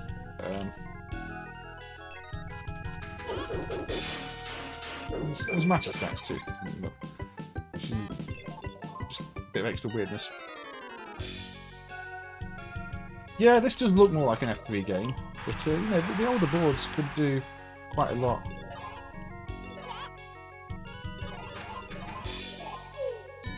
F3 is obviously highly focused on the line effects it can do and things like that. Line effects and palette effects. But the older boards have plenty going on. They can do plenty. And some of the the older power map chips can do 4 layers. And sometimes they doubled up the older ones to get 4, even 6 layers out of them. You look at something like Thunder Fox, and it's got 6 tower map layers. But the game that's pretty ridiculous.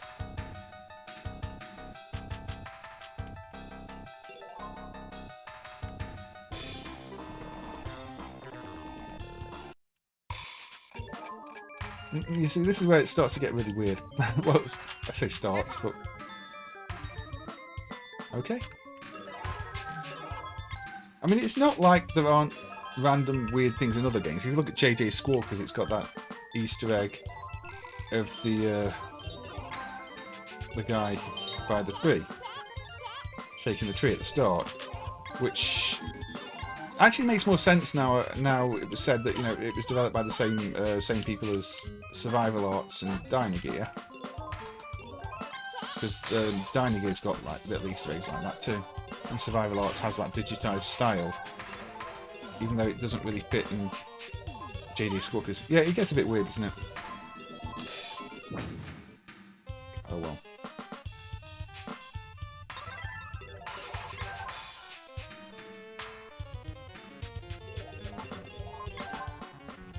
Even the music's gone weird.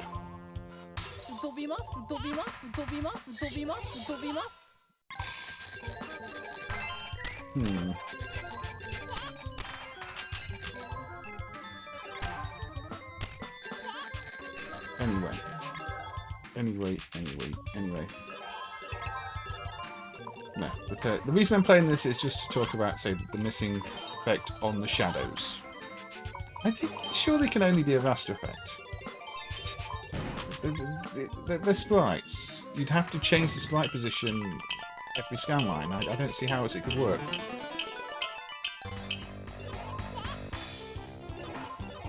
It's not every sprite, it's just select sprite.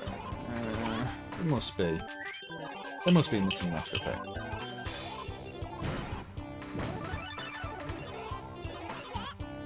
Yes, I'm just mashing my way through. You need speedrun. I'm sure people have speedrun this already.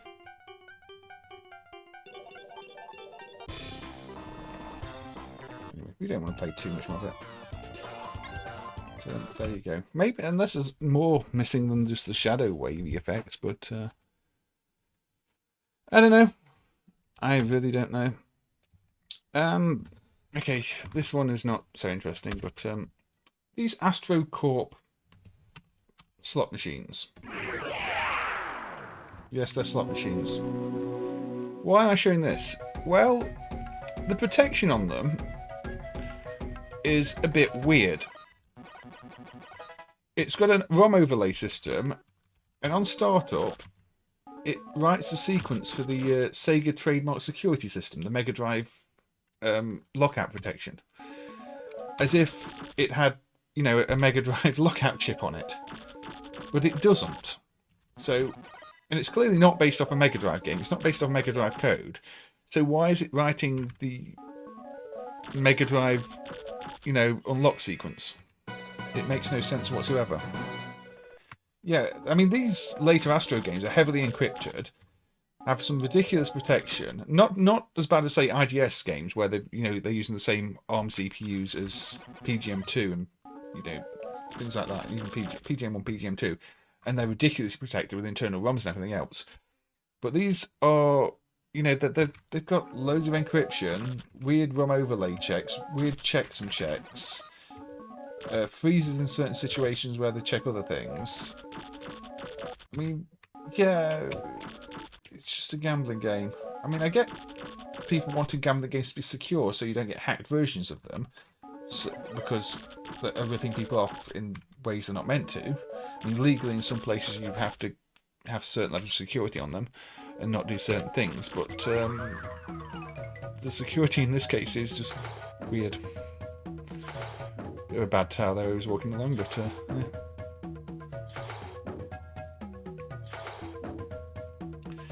This isn't PGM hardware, but IGS did do a lot of casino games. This isn't an IGS one. This is Astro Corp.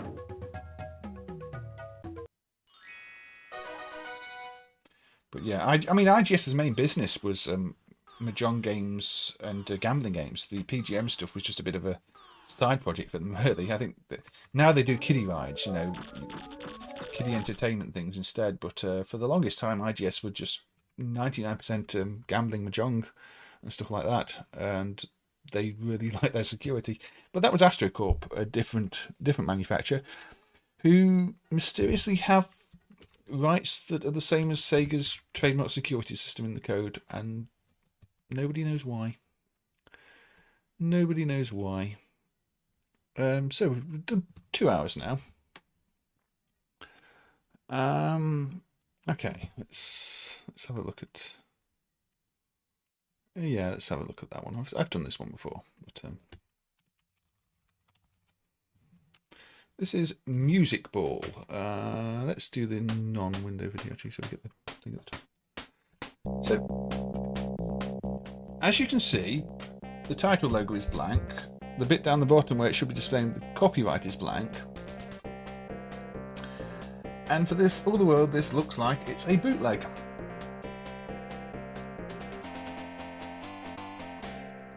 However, the board this came from had an original CPU module which provides encryption. The encryption itself was pretty tough. It took one of the better devs to figure it out. And so, there's not really much chance that this was unofficially modified. For some reason, the original developer of this game appear to have blanked out all their own copyright, disabled their own checksums, and yeah, I don't know why. You know, it's a sequel to Speedball, and it can use the same custom cabinet with the pinball display, as you can see at the top there. And it's a pretty neat little game, but yeah, the graphics are in the ROM for the title, but all in the actual program ROMs, all the character, you know, the file numbers have just been blanked out, where the string should go, where the title logo should go, intentionally, and the copyright, the checksum's been disabled, so it always passes. So it's very much like a bootleg, but again, it was from a board with original encrypted CPUs and everything else, so it can't be a bootleg. Yeah, it's a bit like Pinball Action. It plays pretty well, to be fair.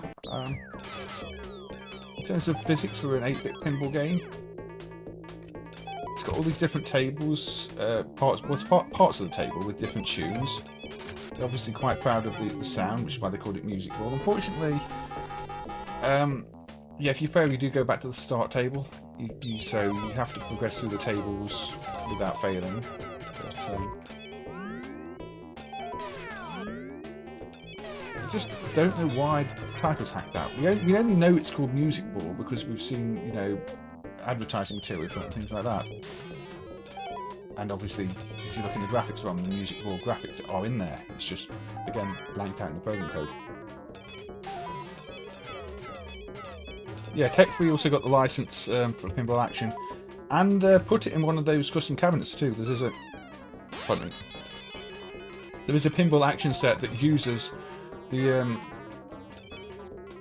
Tech3 Super Pinball cabinet, which is the one with the pinball display at the top, which is what you're seeing at the top there. So it's sort of, you know, a flat table with the back plate with the scores on. Kind of neat. If you've seen one, I guess you've probably only seen that cabinet in Spain because Tech3 were Spanish, and I don't think they would have exported their Super Pinball cabinets outside of Spain, unfortunately. Hey, John F. Donnelly, welcome. I hope you're doing well. Full Windman. I've not touched Hyper Neo Geo 64 since the last time I touched it, which is when I made lots of improvements. So if you've seen it in the last like 6 months, it's not really changed since then. If you've not seen the progress from like that time when there was a lot of progress, then you should probably check it out. But there's been nothing since then, and there's not really much else I can do at this point, to be honest. Somebody else needs to look at the sound.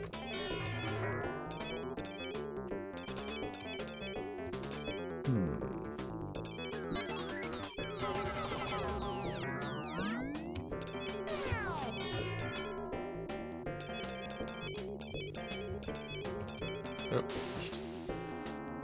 the sounds remind you of Jetpack. Jetpack on the Spectrum? But that was Spectrum Beeper.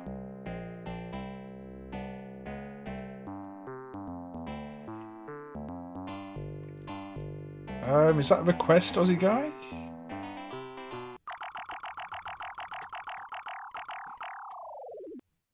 Yeah, the sound is quite wild in this game. I think that's the point now. I think that's why they're calling it Music Ball, because they wanted it to be very lively with the sound.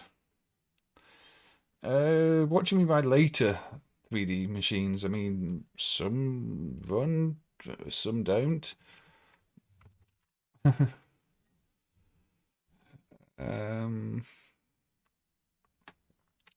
Oh, I think there's going to be a Berserk coming through soon. Thank you, Bob, for the $20 through the super chat. The round is on you, and thanks for all the streams. You're welcome. I mean, say I've not done many recently, but it's always good to see you, and I do appreciate the $20, and I will be going towards drinks. I've been drinking some drinks. I've been going with the this one a little bit. This is the UOK Hun Pineapple Hot Honey Sour. It's got habanero chilies in, it's got pineapple in, and it's got honey in. I don't know. It's beer. It's quite nice actually, but it was a bit cold because I put it in the freezer. So that's this one.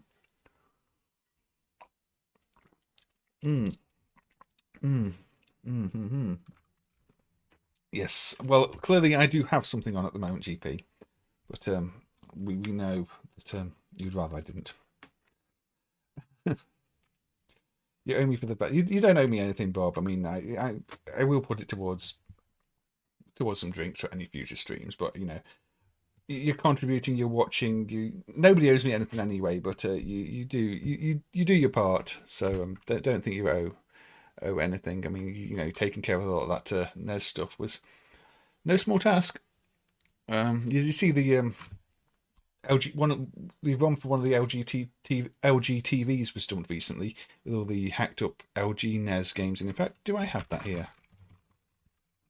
Maybe. This will be funny. I don't have it. I probably only can load it through the NES driver. But maybe. Is it going to work? Yes, it is. So yeah, this was built into some LG TVs, and can you even start it?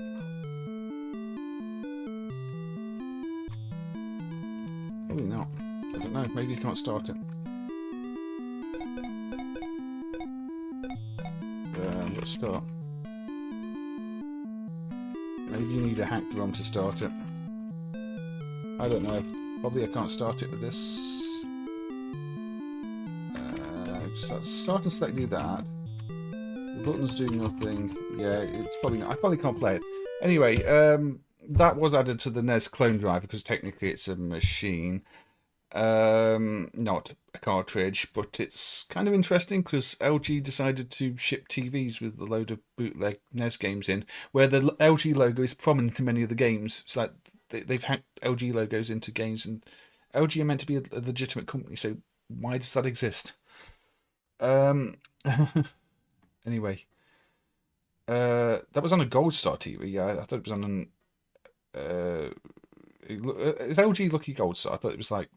Is that the full name, Lucky Gold Star? I know it's the LG, the proper LG brand that you see all the time these days. But yeah, they had like a series of TVs with several different versions of that on it. Hey, mysterious Jesus, surprises with your blessing from Flack You. I will bless the mysteries of the universe today, because that's what we're looking at. So yeah, it's a NES clone with hacked NES games that was built into some TVs. It's kind of weird. Yeah, that's a bit of a mess, Jamie. From what I'm told, he was given the board under the condition that it would be dumped and then changed his mind. So, I don't know. It's a bit controversial. Somebody said that, yeah, they sold it to him under the condition that he would dump it so that they didn't have to, and then nothing. So, it's a bit messy. So, here's an interesting one. At least I think it is. So, which set are we looking at? I think we're looking at this set.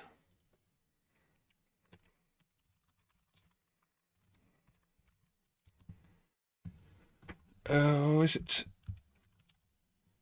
this set? Right, yes. This set, I think it was. Meteors by Amusement World. Now, I was reading an article recently about this game where apparently it got Atari's attention to the point Atari sued over it. We've always considered this sort of the just like a clone or possibly a bootleg of Space Force from Ventureline. But it's actually very possible that this is more a prototype version, because that's what the article was saying. The person that the people that Atari sued were demonstrating it as a prototype or something like that. But it's kind of weird. You know, this seems to be an earlier version. This seems to be the earliest version of the game. And if there were issues with Atari, you would have thought that would be it. Yeah, because it was too close to Asteroids for Atari.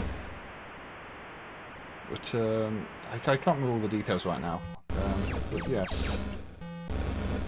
This caught Atari's eye and Atari went, no.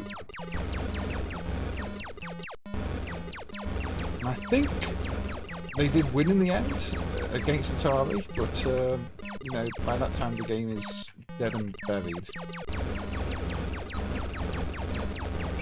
Note this is horizontal as well.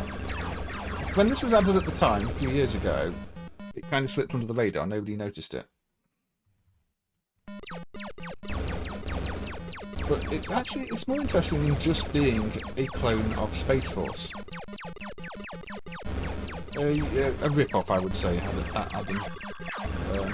They had no permission to make it. They just basically made an unofficial Asteroids game. on their own hardware, at least on Venture Line type hardware, which is it's quite similar to the Venture Line. That's the weird thing. We've always thought that the Venture Line version was the original, that it was a game made by Venture Line. But the article very clearly said that, you know, it was made by these guys, not Venture Line, the original. And this is the original by Amusement World, the horizontal game. If you watch the attract mode, you'll see it's just got top scores, it's got some gameplay, and that's it. The game works very much like asteroids. You've got asteroids, you've got your spaceships, and that's it. If you look at Space Force, it's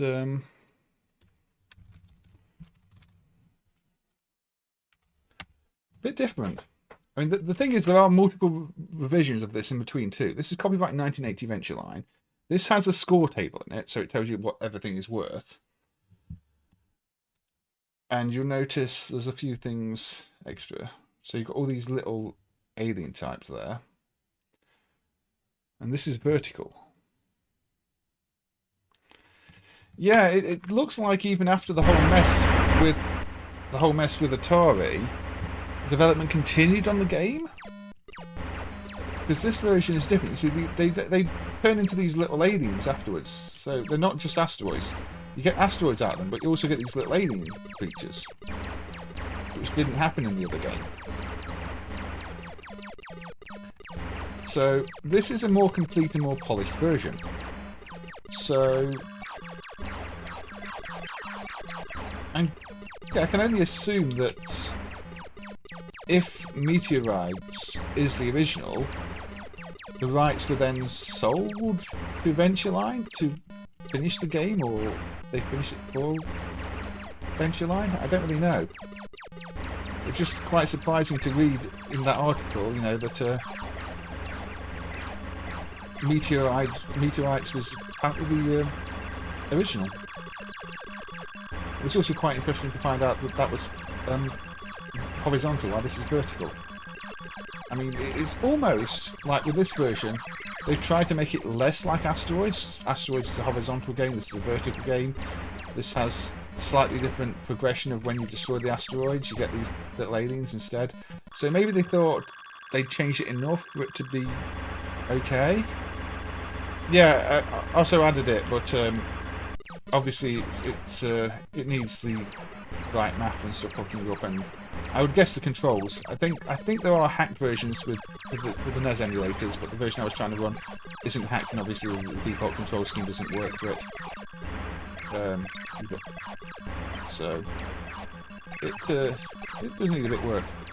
There are, like, I think 2 original games in there. There's a cricket game, which apparently isn't anything else, and another one, like a pairs type game. So it's kind of interesting in that sense, although from what I read, the cricket game, there's a newer TV with a better version of that cricket game in, which is unfortunately still not dumped.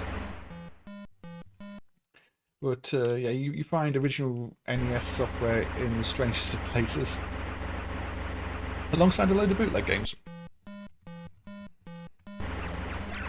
Yeah, it's an older one. This, but yeah, Venture Line stuff does tend to be vertical. But what is the real story? Because it suddenly makes those older sets seem so much more interesting than they were before. I mean, what were the other sets? I think that was the only vertical set. But is this Meteoroids, which is a different game entirely, a different set entirely. This one again has Venture Line copyright, but this one doesn't have the score table in track mode. You see, this one, while still having a Venture Line copyright, still uses the traditional asteroids progression, rather than, you know, it sending out a little alien too. So this is much more like the other Meteorite, but just vertical. So this must be you know, older than Space Force, maybe newer than the Amusement World set. So at what point did Adventureline get hold of it?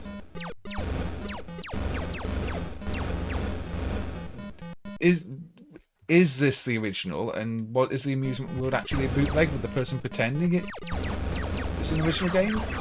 I don't know. It's such an odd story. And it could be Amusement World were just a bootlegger who happened to get caught by Atari, but you know that's not what is being claimed in the article. So I don't know. At some point, either Ventureline got their hands on it, or there might be more to the story. It's the thing is, the article talking about the other game, talking about Meteors. So the two game, the Amusement World game is called Meteors, and the Ventureline game is called Meteoroids. And yeah, there's also Meteorites, which is an actual bootleg of Asteroids, just to confuse things, and a game called Meteor, which is a bootleg of Mooncrester, and a pinball called Meteor, and Taito pinball called Meteor. Yeah, you get the idea. It's a bit of an overused name. But yeah, that Meteor set's the weird one, though. That's the horizontal one by Amusement World. That's the one that apparently got Atari's attention, and ended up with them in a lot of trouble. Well, you know. But that interview didn't mention anything to do with Ventureline ever. So why not? Because obviously Ventureline were a big part of that game. Yeah, some of it's unsolved mysteries. Some of it's who knows. Some of it's like, well, what's been said doesn't add up. So I don't know. I mean, even the recent edition's a bit of a mystery. As you will know if you followed, recently we added Mortal Race by New Dream Games. Following on from the addition of Top Driving. And yeah, this was distributed by the company previously known as Electronic Devices. I can't remember the actual name they distributed this under. Because yeah, but the only copyright displayed on the screen is New Dream Games, which is the actual developer of the game. So this runs on a Steel Force type PCB, and I don't know. It's almost as if this shouldn't exist, but it does exist. Whereas, you know, the original developer of the game kind of indicates that the Top Driving, which was sold to ProUcell, was the released version of the game. At least, you know, in Spain. But this version seems to be the version people from Italy remember the game, which makes sense because, you know, Electronic Devices were an Italian company. But it is odd because it's not the same game as Top Driving, really. It's got the same engine, got some of the same courses, clearly the same course, but its structure's completely different. This is a pure rally racer. I did a video on it. You know, you just got the rally stages. You complete anything against the clock, and that's it. Whereas in Top Driving, you qualify and then you race against other cars. There's also extra elements like this, that truck in this one, that aren't in the other game. And the train was so early. I mean, it almost makes sense that, you know, this was an earlier version that somehow was sold in Italy before the game was development completed. Bits added, bits taken away, and it became Top Driving. But the PCB of this even looks kind of odd because it's got piggybacked ROMs to double up the capacity of the sprites. It doesn't seem to use one of the layers properly. I mean, it's the 8x8 layers seems to be unused. It does upload some. If you put the debug mode on, it does upload some data to the 8x8 layer, but there are no graphics for the 8x8 layer anywhere. So that was probably just an internal debugging thing. It's weird. But it's also kind of funny that both this and top driving showed up, you know, within months of each other after being lost for, you know, 20 plus years. No, but yeah, you know, it just store your scores. But yeah, this one's also got the actual mortal race. The mortal race itself. It's also got this big truck, and it's got the mortal race. I did show this on a video before, but this mortal race mode is not in top driving either. Nor is this big truck. I mean, it's a very annoying track. It doesn't really have any place in a rally game. I completed this the first time I played it last time.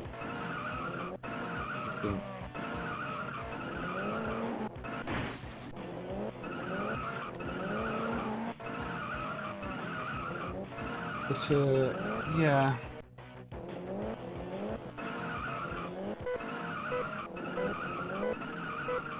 Anyway. A truck in space. It's kind of ridiculous. So, that did become, as an entirely separate release on entirely different hardware, top driving.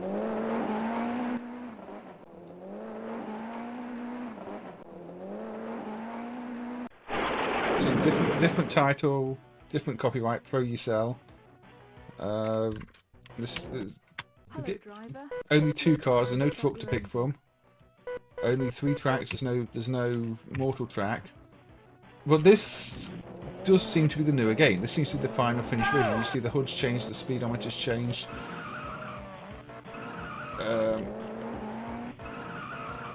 You see, it's pretty much the same track.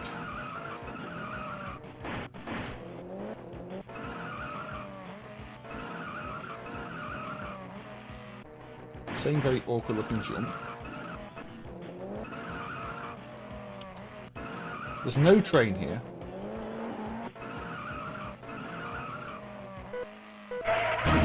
But then you see you qualify. Once you've qualified, you get this actual race against 2 other cars. Which is a bit weird because you can only choose 2 cars. But you see, I think they've added this race and taken away a load of the other like track elements and things like that. I mean, it stands out a bit more like this because if you compare it to like a Great 1000 Miles Rally or World Rally, they don't have the race sections, nor does Car. So they've made it stand out more, but I don't know. I kind of prefer the mortal race version. Particularly classified, not qualified. So, 2 games, clearly the same basic code base, but entirely separate releases, seemingly in different countries, in different states of completion, or at least different overall designs. It's a very odd situation. A winner is not me. I mean, they don't handle that well compared to the better known games, but also they don't handle that badly. See, no truck there. Interestingly, if you pick the truck as your vehicle in the other game, there is no truck there either, because I don't think your truck would be able to pass under the truck. And we get to our favourite sample in the whole world ever. Game over, man. There you go. The Game Over Man sample. But yeah, that's, you know, that kind of makes sense, but it's still a bit of a mystery as to why those 2 different versions were released and how we managed to find them so close together after not having them found for many, many years. But I don't know. Just one of those things, isn't it? So, just one of those things. Right. So, what should we do? Okay, this one is a mystery in the sense that I don't quite understand why it got released.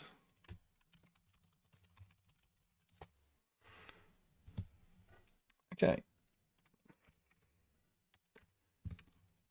This one is Crazy Blocks from Kiwako.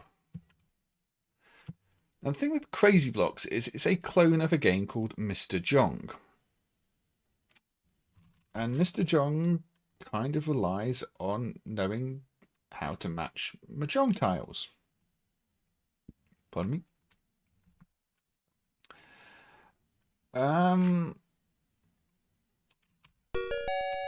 So you see, you've basically got what amounts to a Mahjong hand at the top of the screen.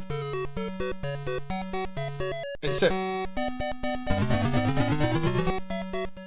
the whole concept of Mahjong tiles is not going to make much sense to somebody who doesn't play Mahjong. I mean, to me this game makes absolutely no sense. It's like Pengo, but without it being obvious in any way what you're meant to do.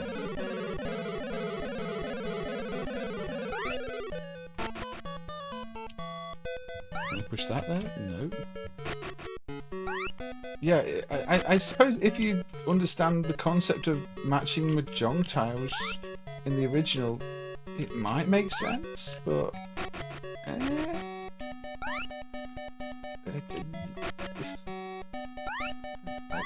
I don't get it. I can push loads of blocks. I can try and make these match together.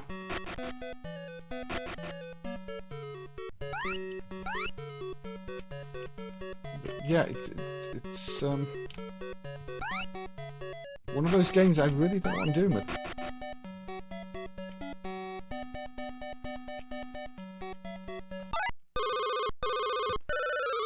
Penguin without the obvious what you're meant to do-ness. What am I actually meant to be doing? Yeah, actually, if you know Mahjong, I'm sure this is perfectly fine. If you don't know Mahjong,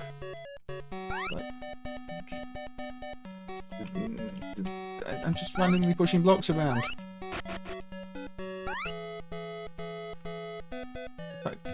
You know, I can't work out what I'm meant to be doing at all.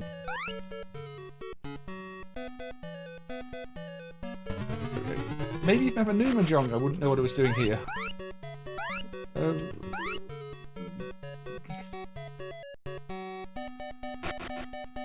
Does the attract mode show me anything useful? It just shows me pushing blocks there. That shows you doing something with the Mahjong at the top, though. So the blocks at the... So I can do something at the top.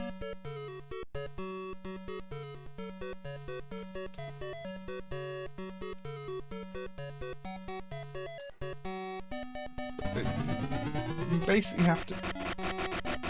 If I get rid of all those, I can push some of these in here, can't I? Yeah, that's what... So they only go down there when it's not full. That makes sense. But...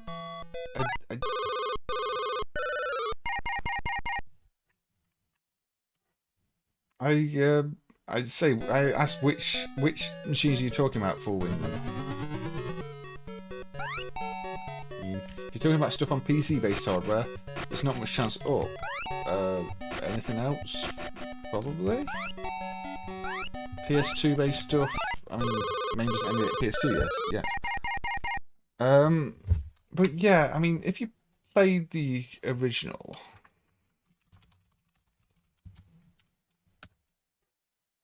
Mr. Jong, it's obviously got Mahjong tiles. It's obviously got a Mahjong hand at the top. So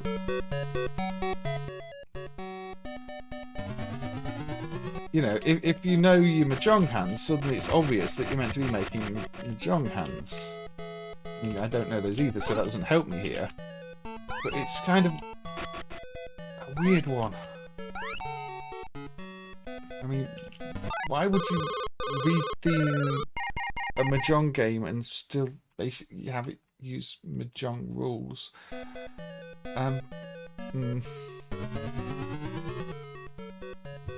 Maybe there's a really good instruction panel telling you what to do.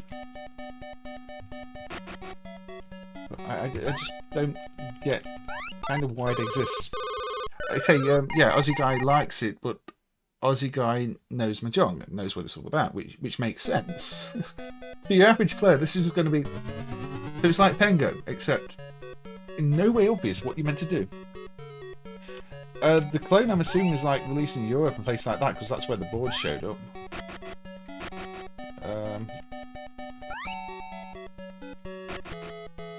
I mean, there's another clone as well. I mean, it got released with the name BlockBuster as well. Not just Crazy Blocks, but BlockBuster. No, that's still Crazy Blocks.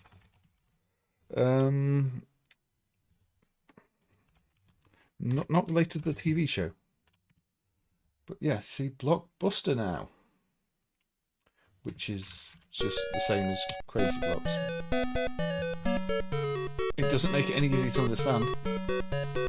It's just got a different title.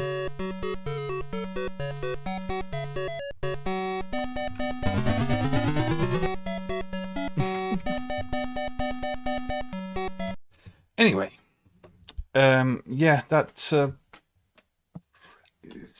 it doesn't make sense that just got released outside of Japan with just a simple let's change the graphics to non-Mahjong tiles, but let's keep Mahjong rules, because nobody outside of Japan in an arcade is really going to understand it.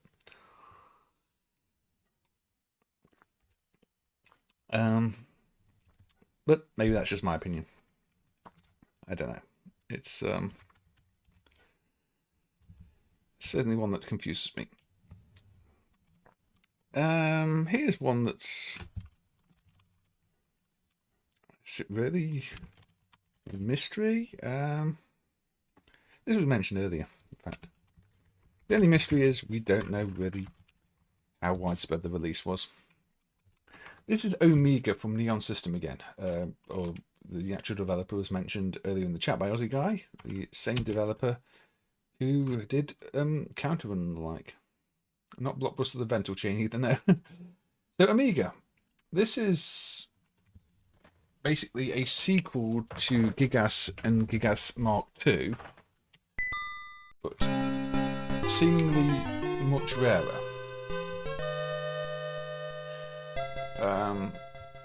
How rare, we don't know. But the interesting thing with this one is you can always swerve the ball. You don't need a power for it. You hold down the fire button and change the direction. You can control the ball at all times, which is actually kind of neat. It doesn't mean you're going to be any better at it, but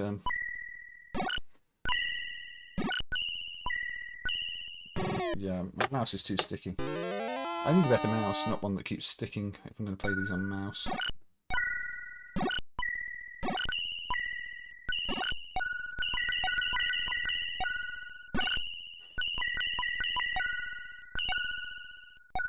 So you can...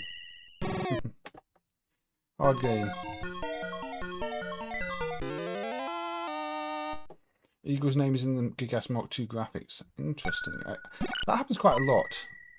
That names get hidden in graphics. But yes, I think a lot of people don't realise that with this one is you do have that control over the ball all the time. It's a sort of very similar mechanic that's in Free Kick as well, where you can swerve the football. And you can get it as a power pinky gas, but in this, it's always available. Which means if you're actually good at this type of game, you're never going to get stuck in one of those annoying loops where you just want the ball to hit one specific thing it won't hit. Because you can always control it, which is actually a really neat feature. But while Gigas and Gigas Mark II were heavily bootlegged, and even original boards seem quite common, this really isn't. I don't know if it's actually a prototype, or if it's just much less common. I mean, you know, they probably were pushing how many games they could get out of the same game engine.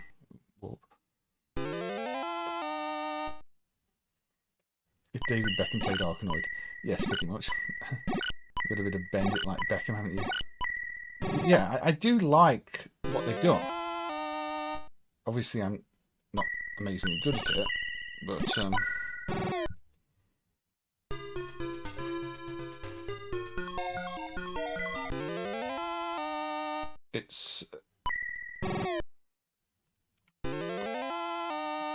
it's a nice mechanic that solves. It really just solved one of the big problems that this type of game had.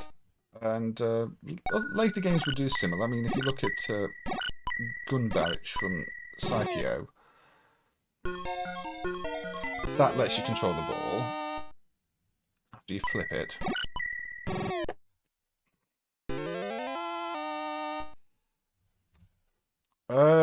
I think 246 is a PS2 based one, so it's going to be a long time before that's in. Yeah, I'm terrible at these games.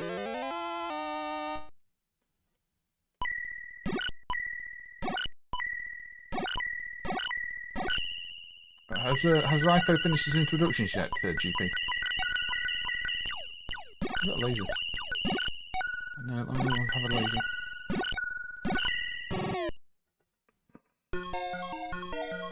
Yeah, it stands out from Arkanoid. I mean, let's say, to me, it's not one I know much about how much was distributed, and it's got weird things in the dip switches like hopper status, prize version too. If you turn that on, it says prize version. So, does it have a payout mechanic? That's the other weird thing with this one. You know, was this for competitions? Was this for one of those for like the South American audience, like some of the Capcom games with you know, card dispensers? Or why has it got this ticket or this prize option on the title screen? Probably singing. Is it Philip's birthday, or did you just sing Happy Birthday to the Bunny? You see,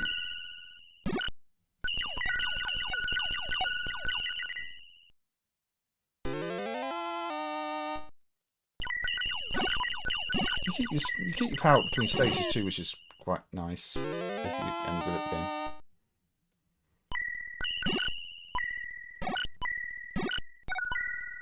It's amazing how similar these games all sound, though, isn't it?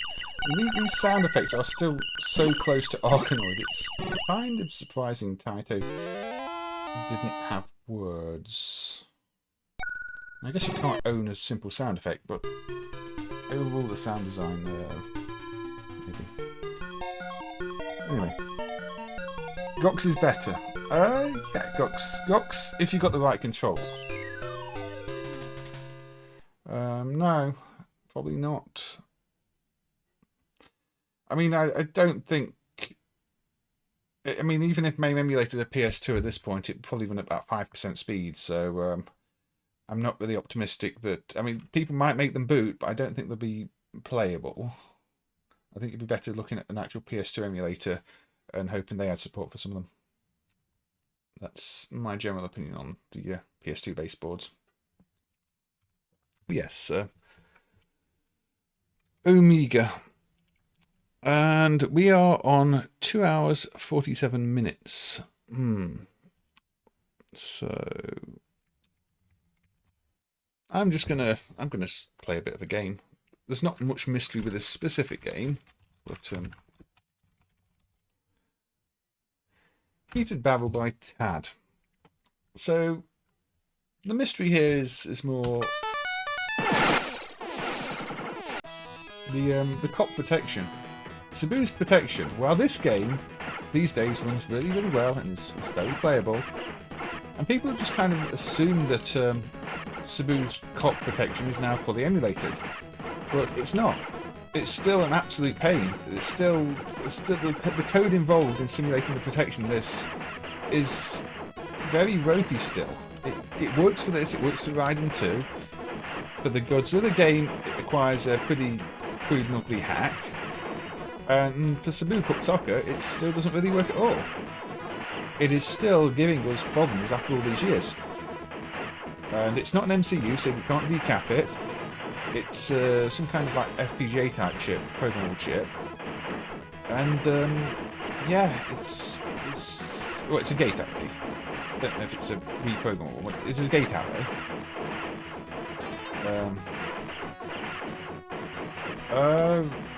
Techno Parrot just runs PC-based games. It's not really an emulator.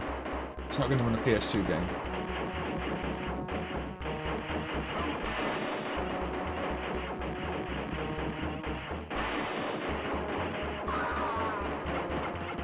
Yeah, this is a little bit Gunsmoke influence, isn't it? But side on.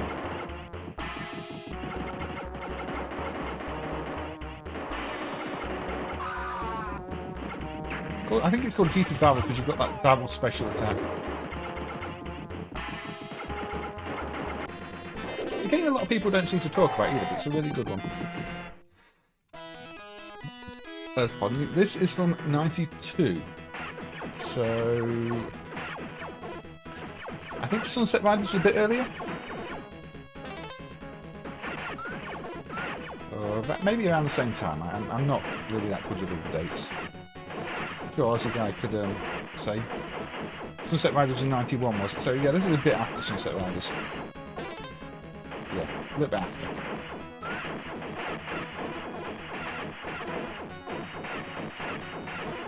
There's this, while it's you know, that Wild West theme, it doesn't play like Sunset Riders. It is a walk around, multi-directional shooter. But yeah, it surprises me that after all this time though, the cop still isn't fully emulated. There's still mysteries that have yet to be figured out with it, and you know, games still require kind of crude workarounds. But, it does a lot of extra tasks to the main CPU. Maths calculations, memory transfers, all sorts of stuff. So, hopefully one day it will be fully figured out. I don't know when. Just one of those annoying ones, because you say you can't just dump it like an MCU. You can't really decap. Decaps tell you nothing about it. So, until there's a better solution for it, you feel like the art was influenced by Sunset Riders. Maybe a little. I mean, Tad have done other sort of similar-ish games like BlockBuster, which was again Wild Westy theme thing.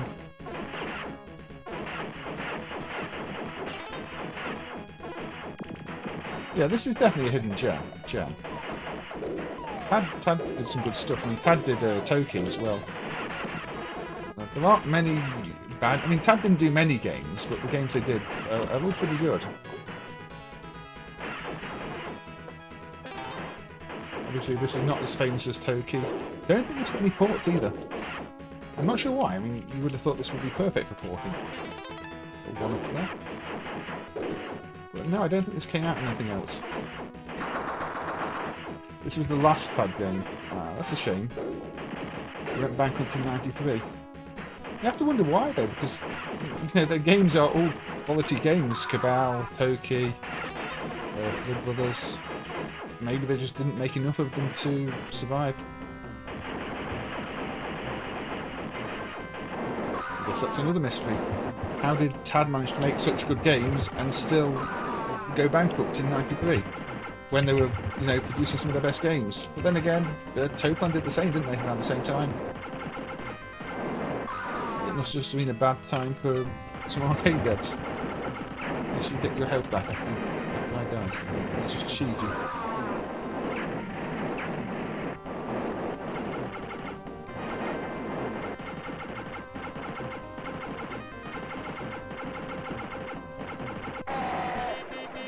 That's an interesting mechanic where the boss regains health if you don't shoot them enough. You're unaware of this game until now, Mr. Fungi. Yeah, that surprised me. I mean, I thought, yeah, I'll say it's a hidden gem, but I thought at this point more people were aware of it. But maybe they're not. I mean, it was just badly emulated for many years in MAME because, say, the cop stuff, which does work for this game now, but maybe because, you know, back in the day when everybody was playing this type of game more in MAME, and it was all fresh and new, and people paying more attention. It didn't work, and it was fixed at the point when a lot of people weren't paying attention to MAME anymore. Maybe that kind of got it a bit more overlooked. Supposed to be a bit more overlooked.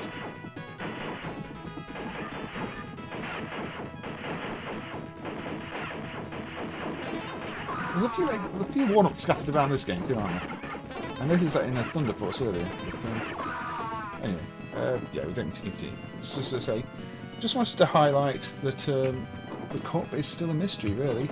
There's still a big block of HLE code which makes a lot of assumptions, many of them probably wrong, and while it holds up for that game, if I was to put Seibu Cup Soccer on, which has its own set of mysteries, like why does there seem to be a ROM patch device on to get Olympic Soccer to show the title screen. You see, the COP worked okay there, but the safe protection device here falls apart quite badly. Which is a shame, because this is meant to be a really good football game. But, you can see... Bye. You've all left. Okay. Because it's calculating all the player movements and things like that, and they just decide to run away.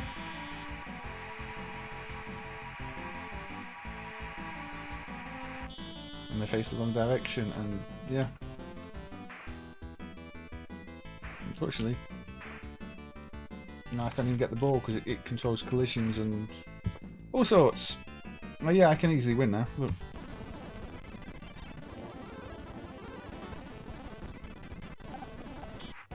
There we go, I won.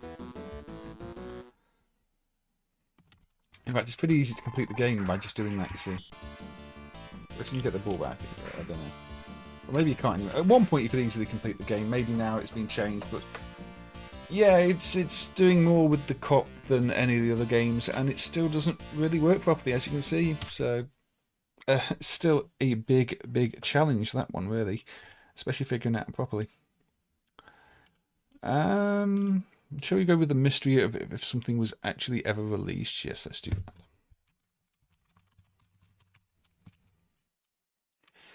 So, X2222, which is not a version of Twitter, is a game put out by Oriental Soft and Promat back in 2000, or maybe put out. The copy we have came from the actual developer of the game, and unfortunately has no sound data at all. And there's also a debug copy, so it's always got debug information on the screen. What is not clear, see the debug information, is if this was actually released or just shown at shows, and if there are any other boards out there which will have the sound data on, because the original developer did not have the sound data for it. They only had the program ROMs and the graphics. They had another program build, which is a prototype build, but didn't have the matched graphics for that, and they had this final build, which has this debug information on, which is hard-coded in the game to display. So really, we could do with finding a released PCB, or at least a show version, so that we A, get sound, and B, it doesn't have this debug information on the screen. It's actually quite a responsive game. I mean, Oriental Soft did things like 1945 K3, So Like Spirits, and it feels a bit like that. So there's a clone of Seibu Soccer, the Goal 92, but you say it works, but the game logic is kind of broken because the bootleggers didn't implement the copy protection properly. So while you can play it, it doesn't play properly at all. Anybody who's played Seibu Cup Soccer on original hardware will tell you that Goal 92 is a complete mess. The player movement and the ball physics and everything else are just broken in it compared to the real game. Plus it's got loads of flickering and slowdown because they didn't use a fast enough CPU. It's not a good bootleg. It's a bootleg where they must have put a lot of effort into trying to make it, you know, reasonable, but then couldn't. It defeated them.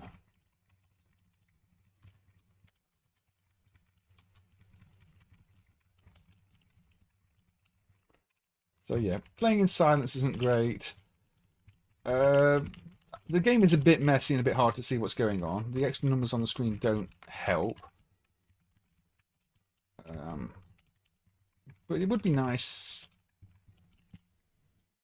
if a final version turned up, an actual one from a PCB with the sound, because it's a game that isn't terrible, and a lot of games are much better once you have the sound. However, it is a mystery if any such PCB still exists, or if the game saw any kind of distribution or was just actually cancelled. Because there's conflicting sources. Some people say it got a limited release, other people say it never made it past testing. So I don't really know.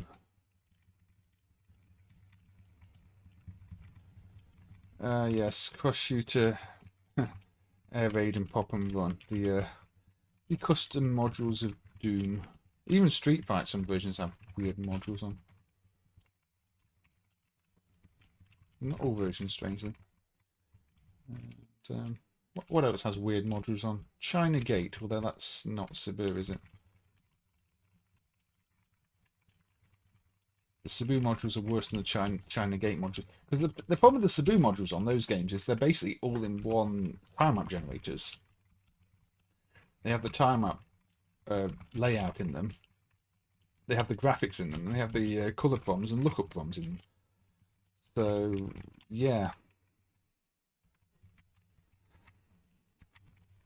Do the Golfing Great games work? I think the first ones are playable, but the weird controls. The sequel isn't. It's got a very odd pseudo 3D voxel type chip, same as Racing Force. So there's the Golfing Great 2 hardware is very strange. They tried to sort of make a 2D layer, 2D rotation layer into a 3D layer using an extra chip that scales based on other values in the tile map and distance, and yeah, nobody quite knows. Who found this? This game was provided by the developer, but say they only had the code and the graphics and no sound. So yeah, it runs on Hyperstone hardware, similar to G-Stream 220. Although this one doesn't use palettes, all the graphics are raw color data, which is kind of very unusual. Because most of the time you'll have like 8-bit graphics. This has got like 15-bit color graphics, just like that. Say it's not bad. There's some nice bosses in it. There's some good set plays in it. But without sound, it's really hard to want to play it. So I say I hope there is a board out there still for it, so the dump can be completed, and that can be moved to a clone.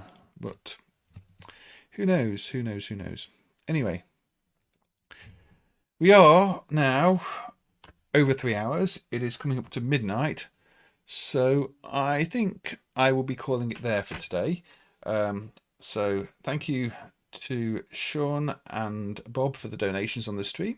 They will go towards drinks for the next stream or whenever that may be. And thank you to everybody who's been in the chat. I do hope that I can try and get back into this. I do still have some ideas. I want to do some sort of audience participation type things where you decide which of 2 games is the better of the games, and like knockout tournament between the games and things like that. You know, start with a random selection of 8 games and bring it down to which of those 8 games everybody thinks was the best game. I've kind of got that almost prepared, but say I just not finding the time and to do it, and don't quite feel prepared all the time. So yes, Oriental to G-Stream, which would be named as Delta Zero. That's quite an odd one too, because the dump we have of G-Stream has no end credits. Anyway, so thank you everybody, and hopefully I'll see you on the next one. Hopefully it won't be as long as the gap here. Or if you subscribe to the YouTube channel, you should still get a notification. I might have to move social media at some point because Twitter's a mess now, but we'll see. Who knows? But yes, I will catch you next time. Thank you, everybody, and take care. Enjoy the rest of your evenings. So.